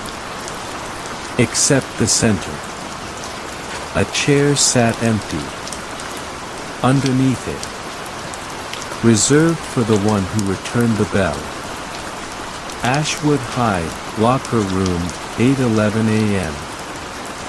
Maya sat alone on the cold tile bench. The bandage on her hand was bleeding through. Something hard inside it pulsed gently. Not the bell, but a sliver of the desk. She couldn't throw it away. It hummed when near certain people. Specifically, those who'd sat. The door creaked. Lena entered. Not pale. Not dead. Just tired. They're all waking up now, she said. Pieces of us trapped in their heads. Little loops still running. Maya nodded. I broke the desk. But the seat's still open. Lena looked at her. You know what happens next. Maya stood. The room wants to finish its class. One more lesson. One final bell. Elsewhere, audio room 306 playback transcript, recovered tape. Recording, student subject unknown, repeating. I sat down because the chair was warm. I sat down because the room was cold. I sat down because the test said not to. I sat down because the door closed. I sat down because the bell rang twice. Now I speak, and you do too. Now I speak, and you do too. Now I speak. End of tape. Ashwood High, Teacher's Lounge, 11:01 a.m. Maya unlocked the old supply closet. It wasn't on the blueprint, but the key was always in her coat. Inside, chalk, paper rolls, a binder labeled Bell Pedagogy, Emergency Instruction Plan, revised 1963/reissued 1994/reawakened 2024. She flipped through it. Her name was on the final page. Instructor, M. Torres. Special role, memory host/substitution anchor. Assignment, observe until glass fractures. Then teach. She dropped the binder. Reality twisted slightly. The coffee machine across the room began dripping blood. Elsewhere, room 306's echo, 11:12 a.m. The room was awake again. Lights blinked on. The desks unfolded themselves. The bell, not red anymore, but mirrored, hovered in place. The chalkboard began writing without hands. The last period begins. Seated, 26. Unseated, 1. Objective, complete the class. The door was open. Waiting. Ashwood Gymnasium, Lena's Assembly, 11:21 a.m. Lena stood at the center circle, surrounded by students who remembered too much and too little. She held up the shard from Maya's hand. Room 306 doesn't need walls anymore. It only needs a lesson plan. They murmured. One student raised their hand, trembling. What are we supposed to do? Lena whispered. Attend. Listen. Interrupt. Refuse. A ripple passed through them. The floor beneath the bleachers cracked. From below, desks. Hundreds of them. Shifting upward. The school was turning itself into a classroom. Ashwood hallways, Maya walking, 11:33 a.m. As she moved, the halls reshaped. Posters turned to lecture notes. Lockers split open to reveal test papers. Teachers stood frozen mid-sentence. Each one had Maya's face. Inverted. Wrong. She heard voices from the walls. Please take your seats. Late arrivals will be penalized. Memory is not permission.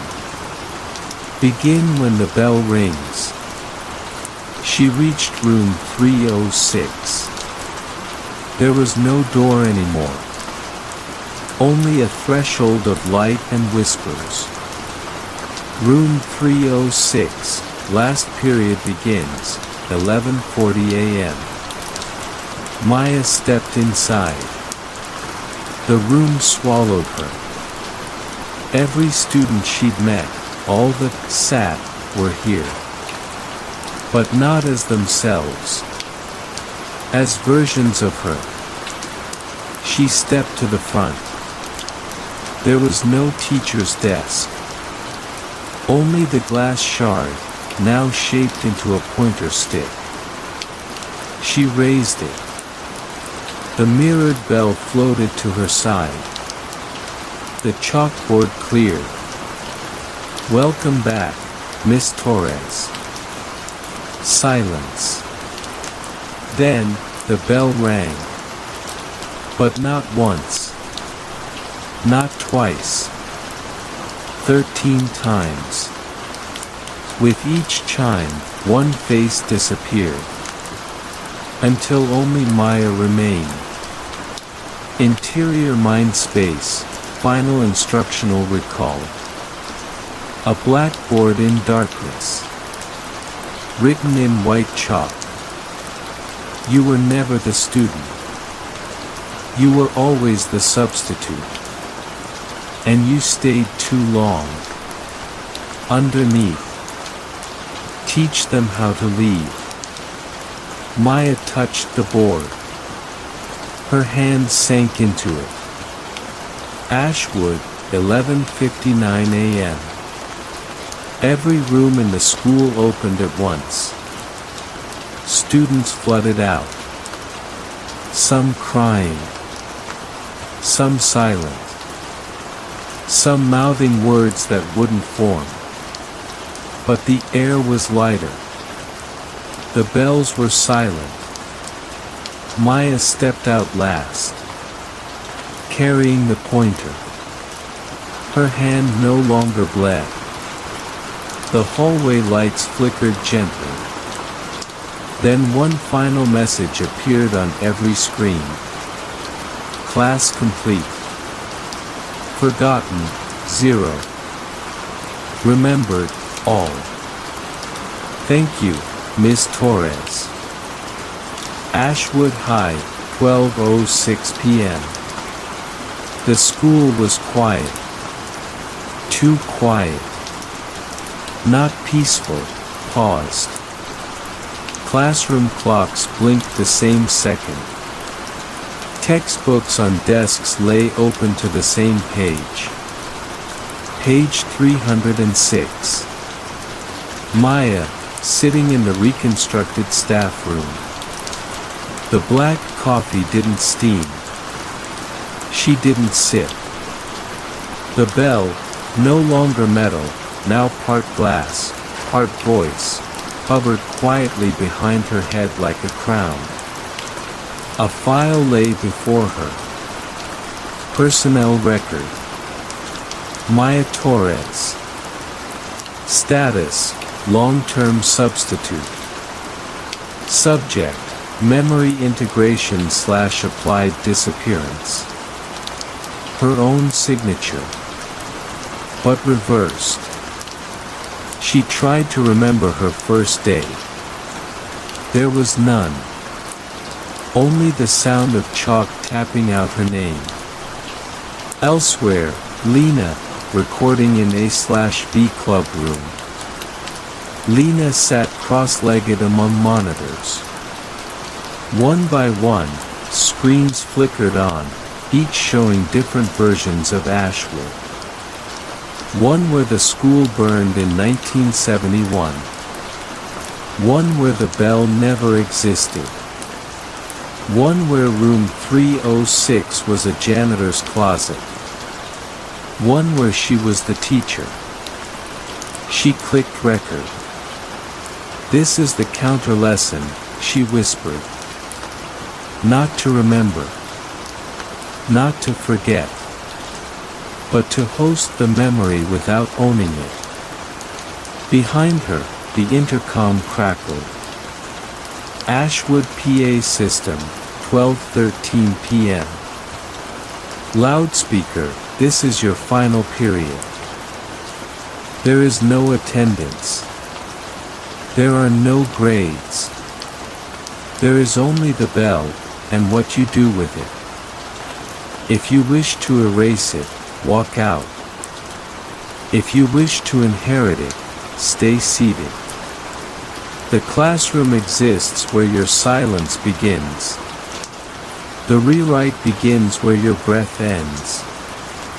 Let the bell ring freely now. Throughout Ashwood, parallel actions. A janitor finds a notebook he never wrote in, filled with lesson plans in his handwriting. A student sketches the school on a napkin, perfectly, from memory, though she only transferred this week. The school's foundation blueprint shifts, revealing an extra wing that no one dares open. The school bell begins to hum, not chime, matching each student's heartbeat in tempo. Maya, final reflection. She steps out of the staff room. Heads toward room 3061 last time. But there's nothing there now. Just open air. The desk is gone. The seats are gone. The test is gone. Only a mirror remains. She steps toward it. In her reflection, she's not herself. She's every student who ever sat there. And every one of them mouths the same phrase. You may now begin the rewrite. You wake up at a desk. Not your desk. Not even a real one. You don't remember when you arrived. You don't know if the bell has rung yet. There's a test in front of you. Only one question is written. What will you do when the lesson ends? A voice returns. It's not yours. It's not Maya's. It simply is. Welcome back, student. You've entered the rewrite. You were not chosen. You chose to stay. Not through decision, but through watching, through listening, through not leaving. The room has no walls. Only the idea of walls. You are not alone. Around you, shadow desks, blurred shapes of students, shards of Maya, echoes of Lena. Some flicker like skipped frames in an old video. One of them turns to face you. You sat, it says. So now, you write. On your desk, objects appear. A pencil. A shard of mirror. A red thread. An old recorder already running. You choose one. It doesn't matter. They're all the same. The desk hums softly beneath your hand. It wants memory. But more than memory. It wants your attention. The voice returns again, closer now. This was never a lesson to learn. It was always a lesson to broadcast. This school doesn't teach. It records. And you're the substitute now. The bell rings. Once. Then again. Then. A third time. The test in front of you shifts. The question changes. Play again. Yes, no. But the cursor is already flickering. It hovers over. Already playing. And then a final voice speaks. It may be mine. It may be you. It may be the school itself. Thank you for attending this session. Your presence has been archived. Your voice will guide the next. The bell rings. The desk waits. The story begins again. Good night, Student. You arrive at night. There was no bus, no car. You don't remember walking. But your luggage is here, 2 suitcases, 1 red tag, 1 tagless. The sky above Ashwood is gray-black, not cloudy, just wrong. The dormitory stands before you like a courthouse with its mouth closed. Your phone has no signal. The welcome email is blank. Only 1 sentence appears on screen. Proceed to your assigned room. But there's no number. The lobby light flickers, not like a horror movie flicker, but like something trying to choose which part of the present moment to settle in. You step inside. The floor is waxed linoleum. The reception desk is abandoned. A faint smell of electric dust hums from the vents. On the wall behind the desk is a floor directory. But the glass is shattered, and the room numbers are scratched out. Your name isn't listed. But there's a blank space under the name, Lena B. Just enough for a new resident. Just enough for you. You walk past a hallway lined with portraits. Every one of them is facing away, shoulders turned, hair falling, not one face. At the end, there's a key on the floor. Taped to it, a sticky note with ink bleeding through. Room 108A, remember, you requested this. But you don't remember requesting anything. You pick it up. It's heavy. Real metal. Cold.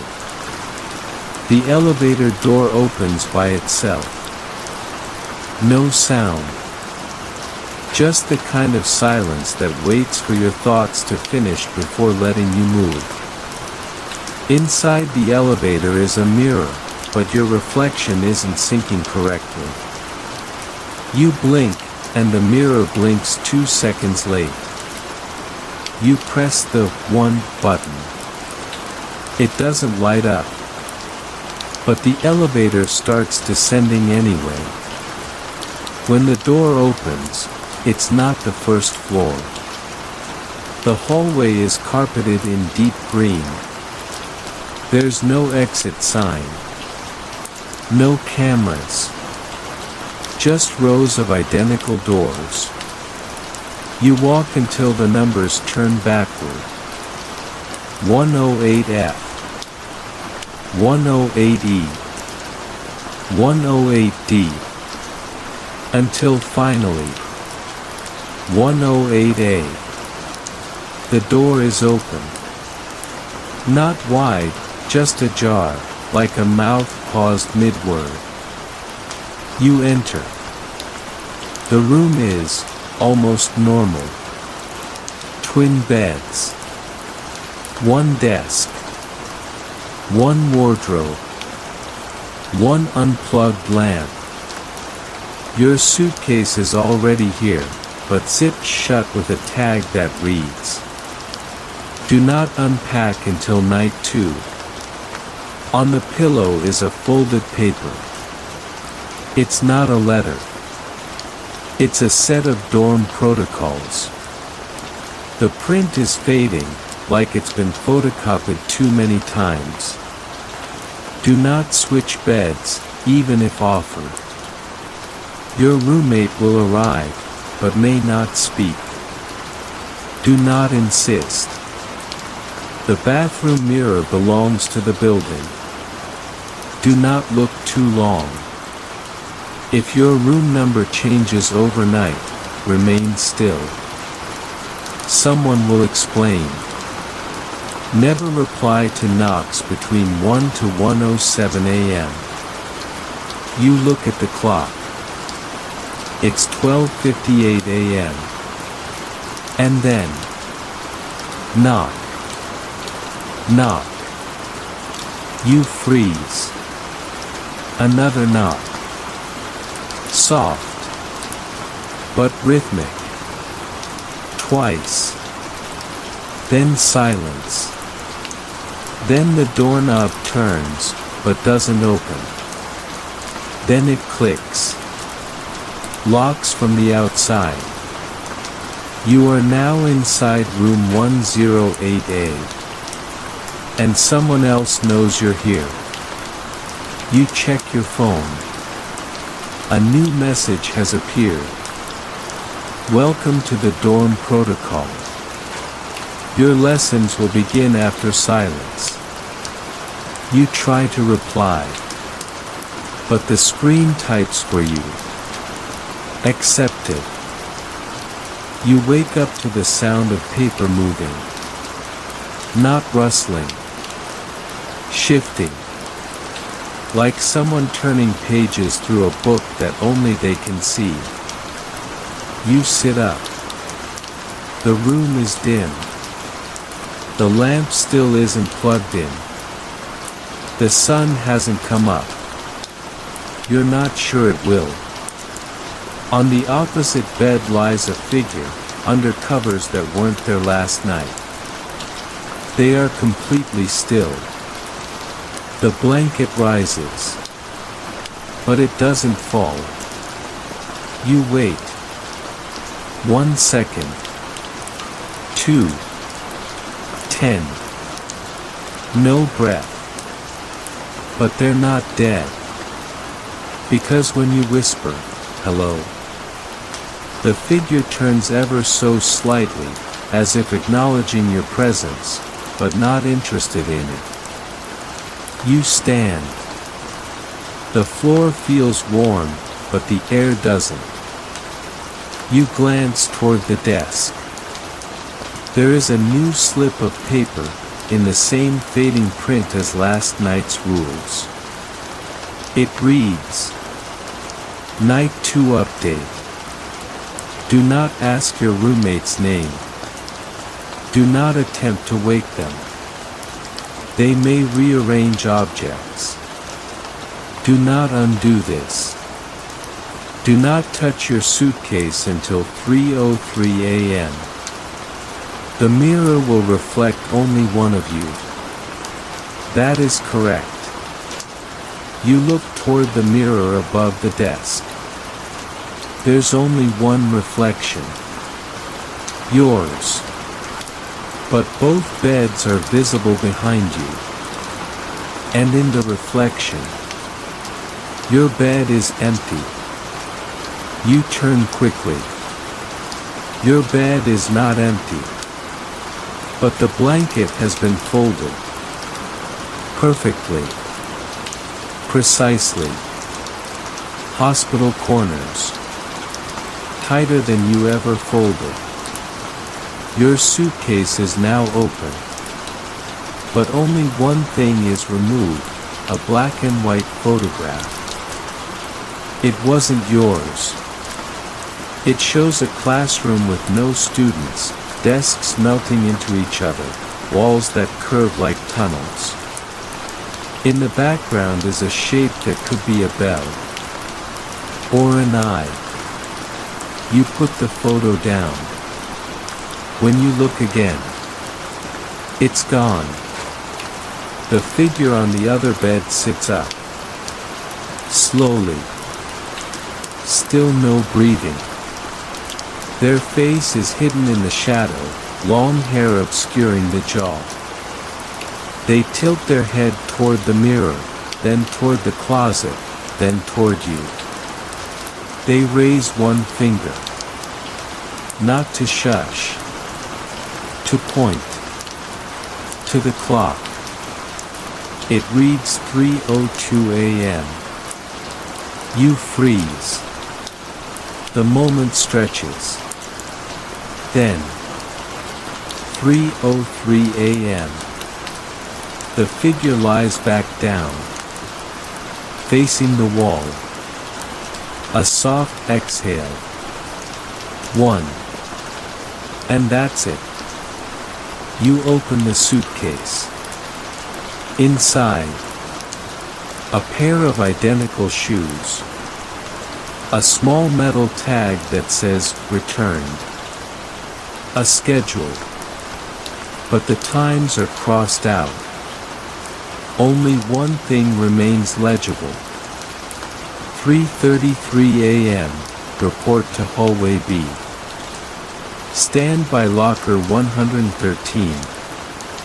Do not speak, even if spoken to. You feel watched. You look toward the bed. Empty again. You check the mirror. Now it reflects two beds. Both untouched. The door is unlocked.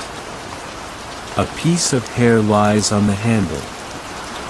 Black. Long. Still warm. You don't remember opening the door. But you're already standing in the hallway. Everything smells muted. No cleaning products. No dust. Just air, like old breath being recycled again and again. The carpet feels thinner here. Or maybe your feet are heavier. You follow the printed note. Report to hallway B. No signs. But some part of you knows which direction is B. Like your body was briefed in a dream you forgot to attend. You walk past the doors. Each one identical. But the air behind each feels different. Door 112 is cold. Door 111 is pulsing, faintly. Door 110 hums, like it contains a tiny engine made of teeth. Then you find it. Locker 113. Plain. Brown. Not a school locker, no lock, no nameplate. Just a small, round hole in the center. You stand by it. The air behind you tightens. As if the hallway is holding its breath. Then, a sound. Soft footsteps. No shoes. Just bare soles on cold tile. They approach from behind. You don't turn. Do not speak. Even if spoken to. You count the seconds between each step. 4 seconds. Then 3. Then none. You feel the presence stop behind you. Not close. Not far. Right at the threshold of noticeable. Then a voice. Not a whisper. Not a hiss. Just a flat, wrong version of your own. You're early. Silence. You're early. You're early. You're early. It doesn't stop. Like a recording skipping in real time. But no speaker, no echo, no emotion. Just your own voice played from the wrong mouth. You don't respond. You don't move. Then it speaks again. Different now. Soft. Human. Please, take it. You hear the locker creak. The small hole pulses with light. Something slides out. A folded uniform shirt. Gray, with a tag labeled, substitute. You do not reach for it. But your hands move anyway. The rules did not forbid this. You hold it. It's warm. And wet. The footsteps retreat. but slower this time. Each step feels like something is being taken from you. By the time they fade, you're not sure if your name is still yours. You check the shirt again. Inside the collar. Property of room 108A, second occupant. But you were assigned 108A. So who was the first? And who is the second? You return to your room. The hallway feels longer now. The carpet moves underfoot. When you reach the door, it's already open. The figure on the other bed is sitting up again. They raise one hand. 2 fingers. Night 2 complete. You may now breathe together. And for the first time, you hear them inhale. You wake up too late. Or too early. It's hard to tell. The window is still black. Your watch says 11:59 p.m. Your phone says 12 a.m. The wall clock says nothing, it's missing both hands. On the desk is a new paper. This one is pale blue, with a faint water stain in the shape of an eye. Night 3 Protocol, Curfew. At 12:03 a.m., the dorm enters lock state. Between 12:03 and 4:44 a.m., you must remain inside room 108A. No matter what you hear in the hallway. No matter who knocks. No matter what your roommate does. Failure will result in reassignment. You check the door. The knob is wrapped in twine. Not locked. Tied. Your roommate is sitting cross-legged on their bed, facing the wall. In the mirror, their reflection is reversed. Not mirrored. Reversed. Backwards clothes. Hair parted wrong. You blink. And now they're under the blanket. Motionless again. 12:02 a.m. You hear a clicking sound in the ceiling. Like a camera lens adjusting. Then silence. Then clunk. The dorm door locks itself. You didn't touch it. You didn't have to. Curfew has begun. At 12:07 a.m., something moves outside. Heavy, dragging footsteps. But too slow to be a person.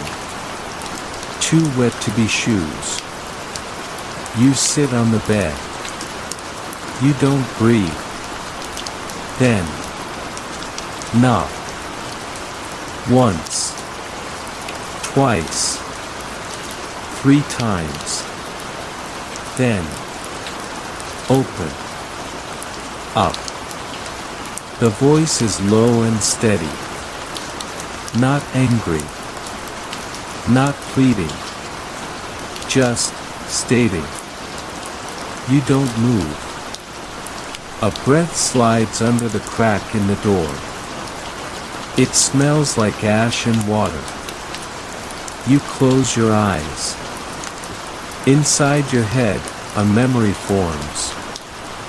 You are standing in front of a locker. Not here.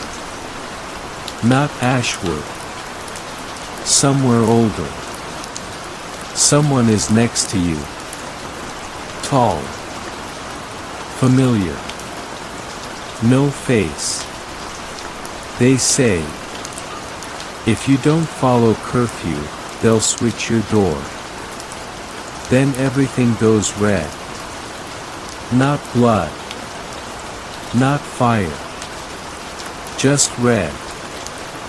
You open your eyes. The room is darker than before. The lamp is plugged in now, but the cord leads to the ceiling, not the wall. Your roommate is no longer in the bed, but their shadow is. You hear humming. Faint. A child's tune. But in reverse. It's coming from inside your closet. You look toward the closet door. The knob turns. Slowly. Twice. Then stops. You do not move. You do not speak. The room settles. Then, at exactly 4:44 a.m., the ceiling makes the clunk again. The air shifts. The smell vanishes. The door unlocks itself. And the voice is gone. Your phone buzzes. A single message. You survived night 3. Next, first light check. You look at the window. Still black. You look in the mirror. Only your bed is reflected. Your roommate is still humming. But their mouth isn't moving. You're awakened not by sound, but by light. It floods the room, soft and golden, like early summer morning. Birdsong leaks in from the vent. Not chirping, recorded, looping every 17 seconds. You reach for your phone. Battery dead. The screen glows white for a moment, then fades. The mirror shows you lying down. But you're already standing. On the desk is a new instruction sheet. This one is printed in glow-in-the-dark ink, as if meant for eyes not fully human. Morning protocol, first light check. The light you see is not the sun. If the birdsong repeats, do not open the door. If your roommate is smiling, do not engage. If you see yourself outside the window, turn off all light sources. Failure to comply will result in photographic separation. You look to your roommate's bed. It's made neatly, but the blanket is shaped like someone's still beneath it. Breathing. Smiling. You do not check. Instead, you turn to the window. And there it is. You. Outside. Standing still, arms by your side. Head slightly tilted. Wearing the same clothes you wore yesterday. Staring directly at you. Then blinking. Out of sync with your own eyes. You back away. The mirror no longer reflects the window. It reflects something else. A hallway. One you haven't entered yet. In the reflection, the hallway pulses with flickering light. A sign above it reads, Archives AD. Then, the mirror shudders. And shows your room again. But the bed is empty. Both beds.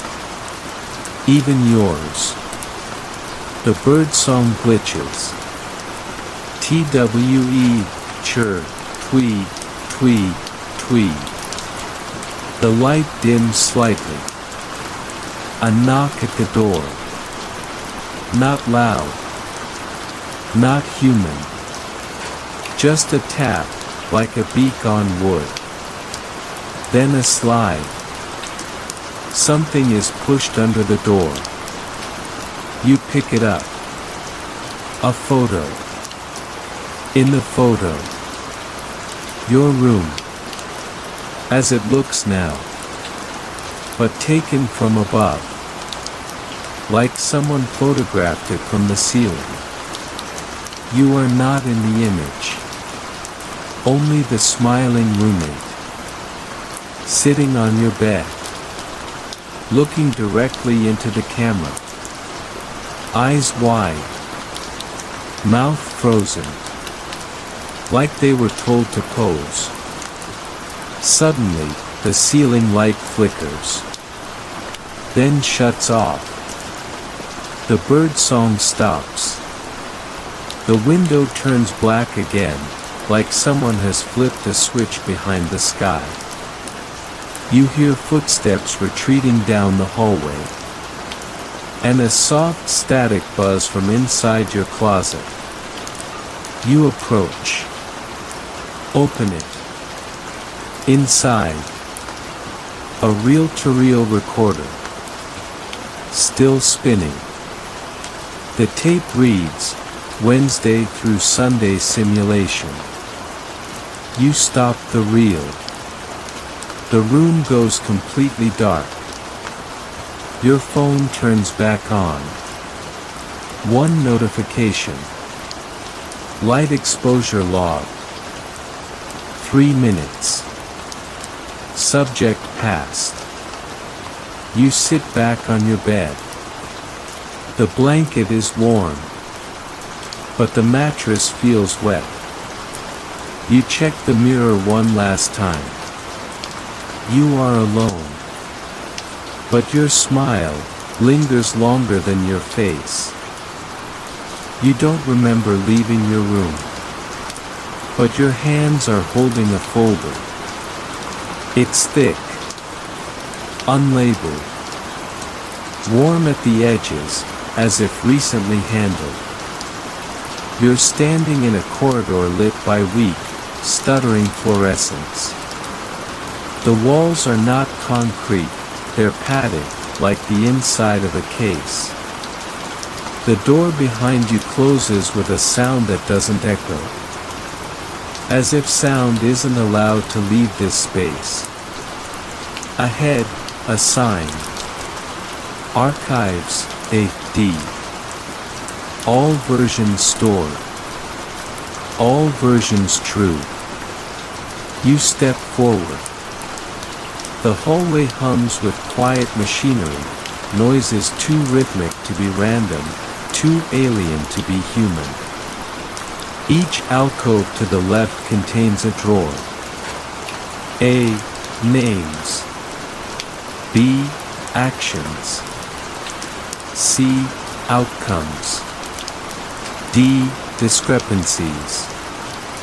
Your folder pulses once in your hands. A breath of static runs across your fingertips. The cover peels open on its own. First page. Subject, redacted. Room, 108A.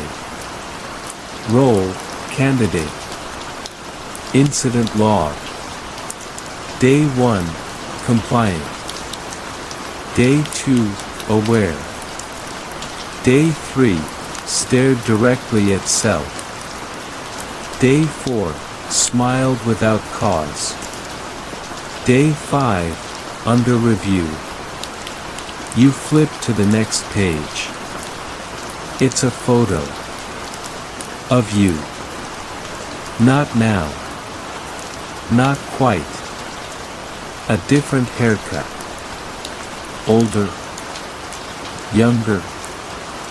The date reads March 5, 1991. You were born in 2002. You set the folder down. The drawer labeled C. Outcomes creaks open by itself. Inside, a stack of exit reports, all stamped denied. Each one carries your name. Different handwriting. Different ink. Same verdict. You pull one out. Subject attempted unsanctioned exit via mirror hall. Claimed to see a way out. Procedure, memory reduction and re-entry approved. Stamped again. Memory clearance successful. Your chest tightens. You try to speak. But the room eats sound like it's hungry. You flip to the final tab, D, discrepancies. Inside, only one sheet. Your photo. But the face is drawn over in thick, childlike crayon. Over the mouth, black ink. Underneath, in a shaky child script. This one keeps looking back. Then, a mechanical chime. Soft and slow. A lullaby cut short. Lights dim. The folder in your hands dissolves into ash without heat. Footsteps again. But not coming toward you. They circle. Around the walls. Above the ceiling. Below your feet. Then a voice. Faint. Intercom-like. But behind your left ear. The candidate has completed file check. Please return to observation for assimilation. You back away. But the drawers start to close. One by one. Faster and faster. Until only one remains. The one marked D. You lean in. Inside. A mirror. But it doesn't show your reflection. It shows your room. Your bed. Your roommate. Looking into the camera. Holding up a new sign. You're still inside. The lights go out. And in that last moment of dark, you feel something climb up behind your eyes. Not pain. Just arrival. You wake up on a chair. Not in your bed. Not in your room. Not anymore. The chair is metal. Bolted to the floor. No cushion. No straps. Just gravity and silence keeping you still. You try to move your arms. They're free. But tired, as if they've been holding something heavy for hours. Across from you is a large, one-way mirror. You can't see through it. But you know, someone is behind it. Watching. Always watching. The floor is pale gray, unmarked. The walls are seamless, like they were poured in one motion. To your left, a screen flickers to life. Not a monitor, an old CRT television bolted to the ceiling. Humming with static until the picture stabilizes. It's your room. Room 108A. But the angle is wrong.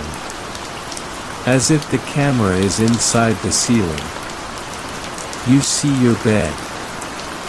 You see your desk. You see your roommate. But there's something else now. Another version of you, sitting on the edge of the mattress. Back straight. Hands in lap. Not blinking. They look at the camera. Then raise one hand. And wave. The light above you flickers in sync with the screen. You look down. A clipboard has appeared on your lap. You didn't notice it before.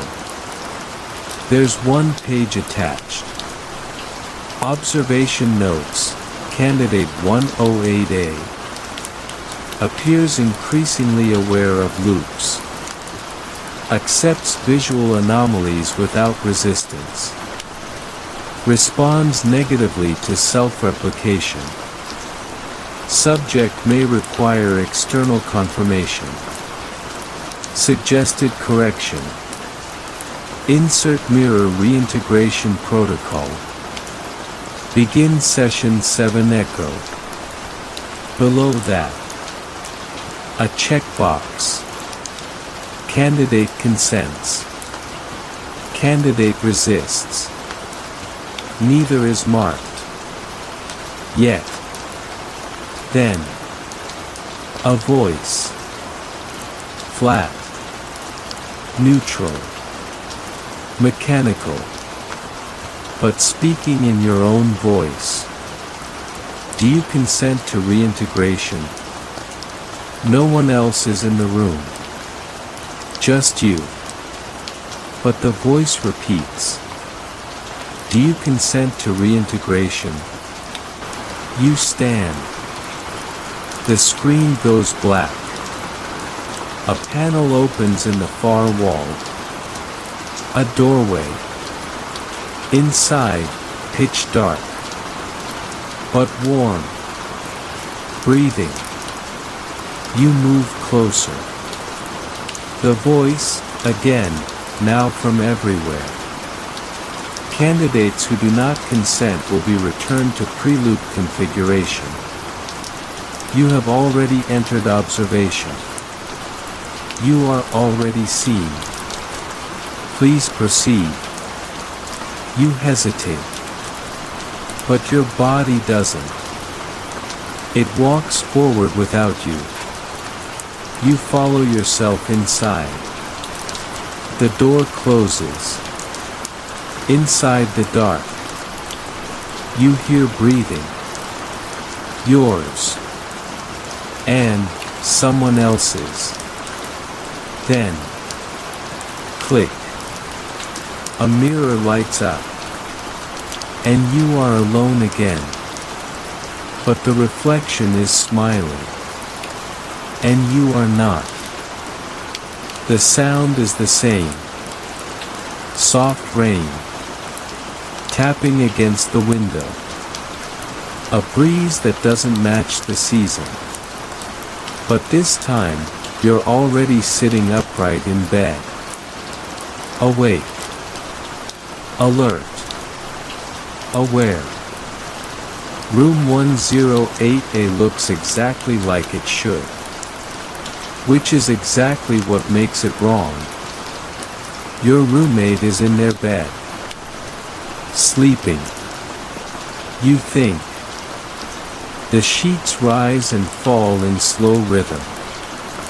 But their body doesn't move. Not even a twitch. Not even when you call their name. Which you now realize. You don't know. You've never known. Your desk is empty, except for the protocol sheet. But it's not printed. It's handwritten. In your own handwriting. And it says, Loop initiated. Do not trust reflections. Do not trust instructions. Do not trust memory. If you're reading this, you didn't make it out. Again. Try the drawer. Left side. The one you never noticed before. You go to the desk. There is a left side drawer. You could swear it wasn't there yesterday. Or last loop. Or whatever this is. You open it. Inside, a photograph, face down. You turn it over. It's a photo of you, standing outside the dorm at night. Looking up at your own window. But that's not what makes you freeze. It's what's in the window. You again. Smiling.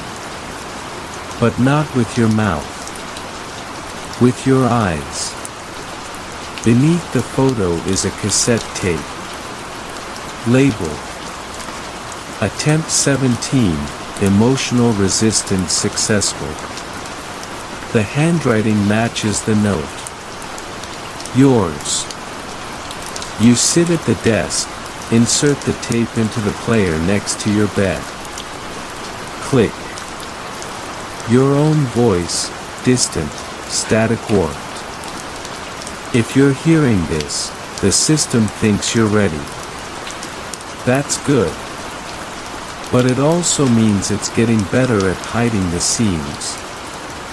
Listen carefully, every loop, it gets cleaner. The room resets. The roommate reanimates. But the drawer? It forgets. There's a door behind the closet wall.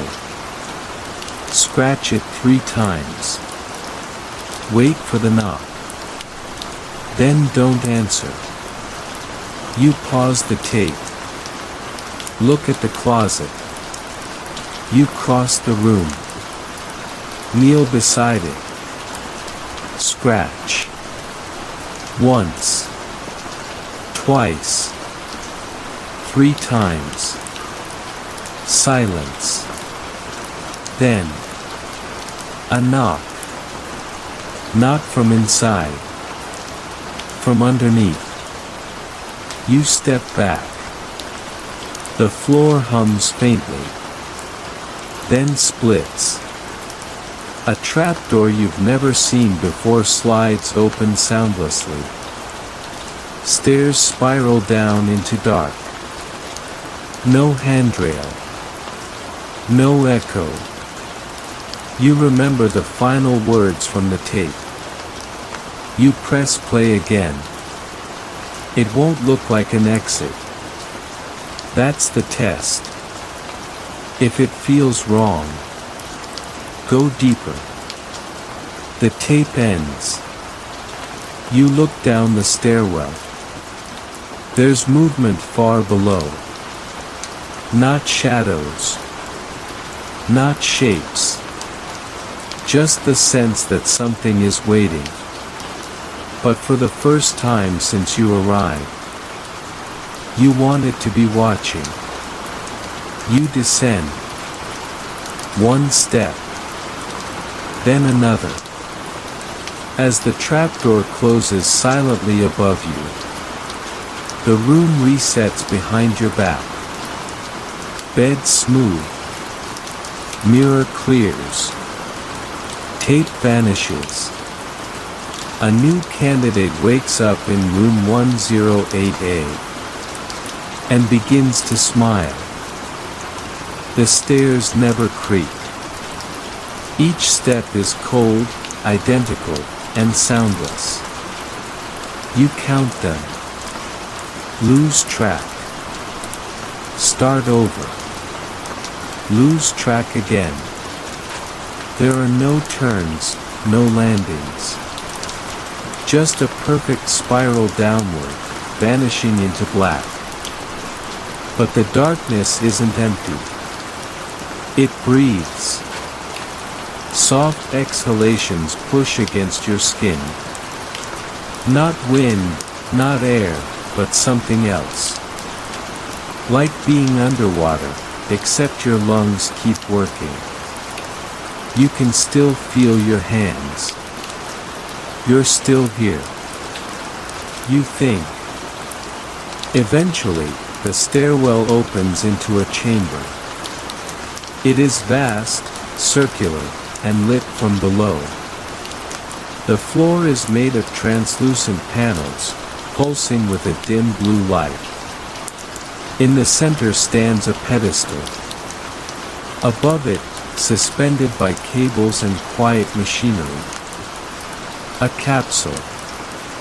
It looks like a coffin, or an incubation tank. Inside is a person, wearing your clothes. You approach slowly. The figure inside doesn't move.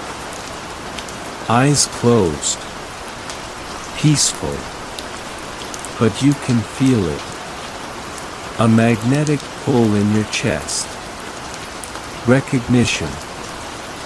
This is you. But not now. Not yet. On the pedestal, a brass plaque. Candidate 108A. Stabilized at threshold 9. Awaiting conscious merge. You place your hand on the glass. The lights in the room dim. A soft hiss, hydraulics releasing. The capsule opens. Steam curls outward, heavy with a strange, metallic scent. But the figure inside doesn't wake. Not until you speak. Who are you? Eyes open. Your eyes. But different. Colder. They smile. Your voice, from their mouth.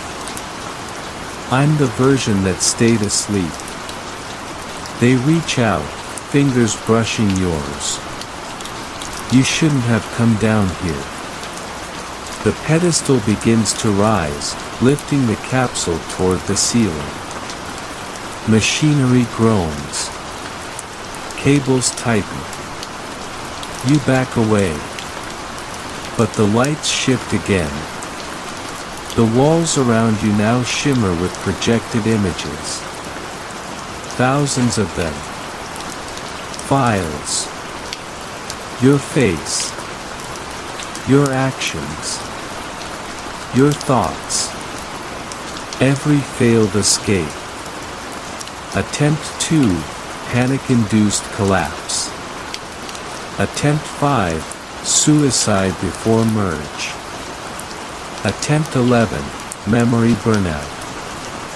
Attempt 14, compliance infection.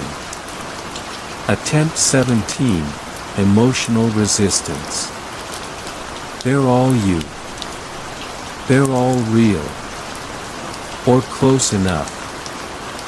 Then one projection freezes. Zooms in. You. Standing in this exact room.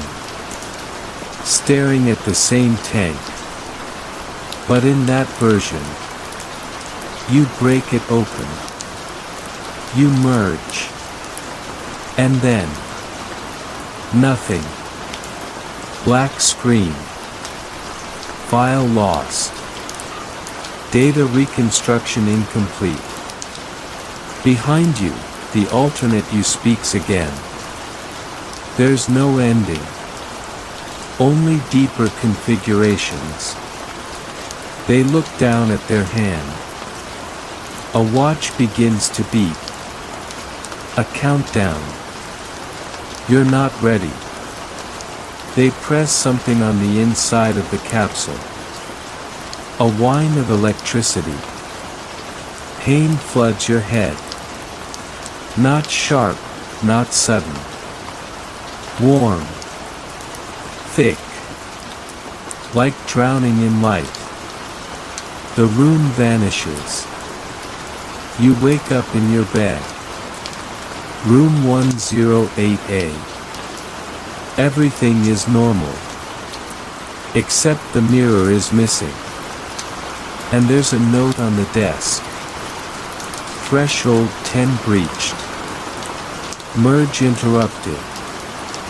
Candidate will resume under limited awareness. Do not seek the spiral again. Your roommate turns toward you for the first time. Their face is yours. You wake up inside the TV. Not watching it. Inside it. The glass curves outward around your vision. The colors flicker. You see your room in grainy VHS tones. Bleached whites. shadow-drenched corners. Everything hums like a forgotten tape left running overnight. You try to blink. The screen blinks with you. You are no longer the viewer. You are the broadcast. A voice crackles through the static. Attempt 21. Candidate is experiencing identity desync. Recommend artificial horizon. Insert familiar anchors. Dampen recursive memory bleed. Simulate successful integration. Another flicker. Now you're back in your bed. But the air is thick with static electricity. Your skin tingles. Your thoughts echo. You stand. Each movement trails, as if you're buffering. Your reflection in the window lags behind. Your roommate is gone. Or maybe never was. Their bed is stripped, the mattress indented. But no sheets. No scent. No name. You find a note tucked into your pillow. You're not alone. But you are surrounded. Avoid the television. Avoid the window. Avoid mirrors. The real test is about to begin. On the back, scrawled. There is no dorm. Only delay. You step outside your room. The hallway looks the same. Muted green walls. Brown trim. Lights buzz overhead in rhythmic threes. But every door is ajar. Slightly. Just enough to invite. Inside each room, a screen. And on each screen, you. In one, you're crying. In another, you're laughing hysterically. In another, you're scratching words into the wall with your nails. In the last room on the left, you're asleep. And someone else is watching you. Not you. Not anymore. Something with your shape, but not your rhythm. Its breathing is too slow. Its limbs too long. Its shadow stretches against the light. It turns to the camera. Smiles. Then reaches forward. And pulls you in. You jolt awake. Back in room 108A. The TV is on again. This time, it's live footage of the hallway. The doors are all shut. No light underneath. A countdown appears on screen. 0:05. 0:04. 0:03. 00:02. You shut your eyes. But the sound bleeds through. Knock. Knock. Knock. Silence. Your door creaks open. And this time, you're already standing behind it. There's no sound when you enter the hallway. Only light. Bright. Sterile. Artificial. The fluorescent bulbs above buzz not in hums, but in pulses. 3 pulses. Pause. 3 pulses. Like a heartbeat filtered through plastic and time. All the doors are closed now. Except one. Room 000. You've never seen it before. The plaque reads, "Welcome Room." Inside, the walls are off-white. The kind of color you only see in waiting rooms, or memories. A projector hums softly. Old school, reel-to-reel. Rows of folding chairs face the front. They're all occupied. You walk between them, scanning each face. Every person sitting here looks wrong. Not monstrous. Not grotesque. Just empty. Their mouths are shaped into polite smiles. Their eyes do not blink. They wear Ashwood student IDs, but none of the names are readable. Just garbled strings of letters, like corrupted files. You reach the front. There's a podium. A tall figure stands behind it. Dressed in the same dorm uniform as you. They wear a name tag. Candidate _001 / guide _instance. Their voice is smooth. Measured. Welcome to Ashwood. You've completed your orientation. Your data has been collected. Your resistance has been noted. They look directly at you now. But it's time to decide. The room flickers, like a projector reel catching fire for a split second. And suddenly you're alone with them. The audience is gone. Only the podium, the projector, and you. The guide steps down. Hands you a clipboard. You are given 3 choices. Forget. Begin again. Merge. Become part of the system. Exit. If you believe such a thing exists. You flip the clipboard over. There's a pen. Your handwriting already fills the lines beneath each option. As if you've already chosen before. Over and over. Forget. Forget. Forget. Merge. Forget. Exit. Forget. But none of them ever worked. And now the space beneath each is blank again. The guide watches. Waits. Smiles. You drop the pen. None of them are real. The room trembles slightly. The walls peel, revealing what's underneath. Mirrors. Thousands of them. Layered over each other. Reflecting not your face, but every version of you that's ever tried to leave.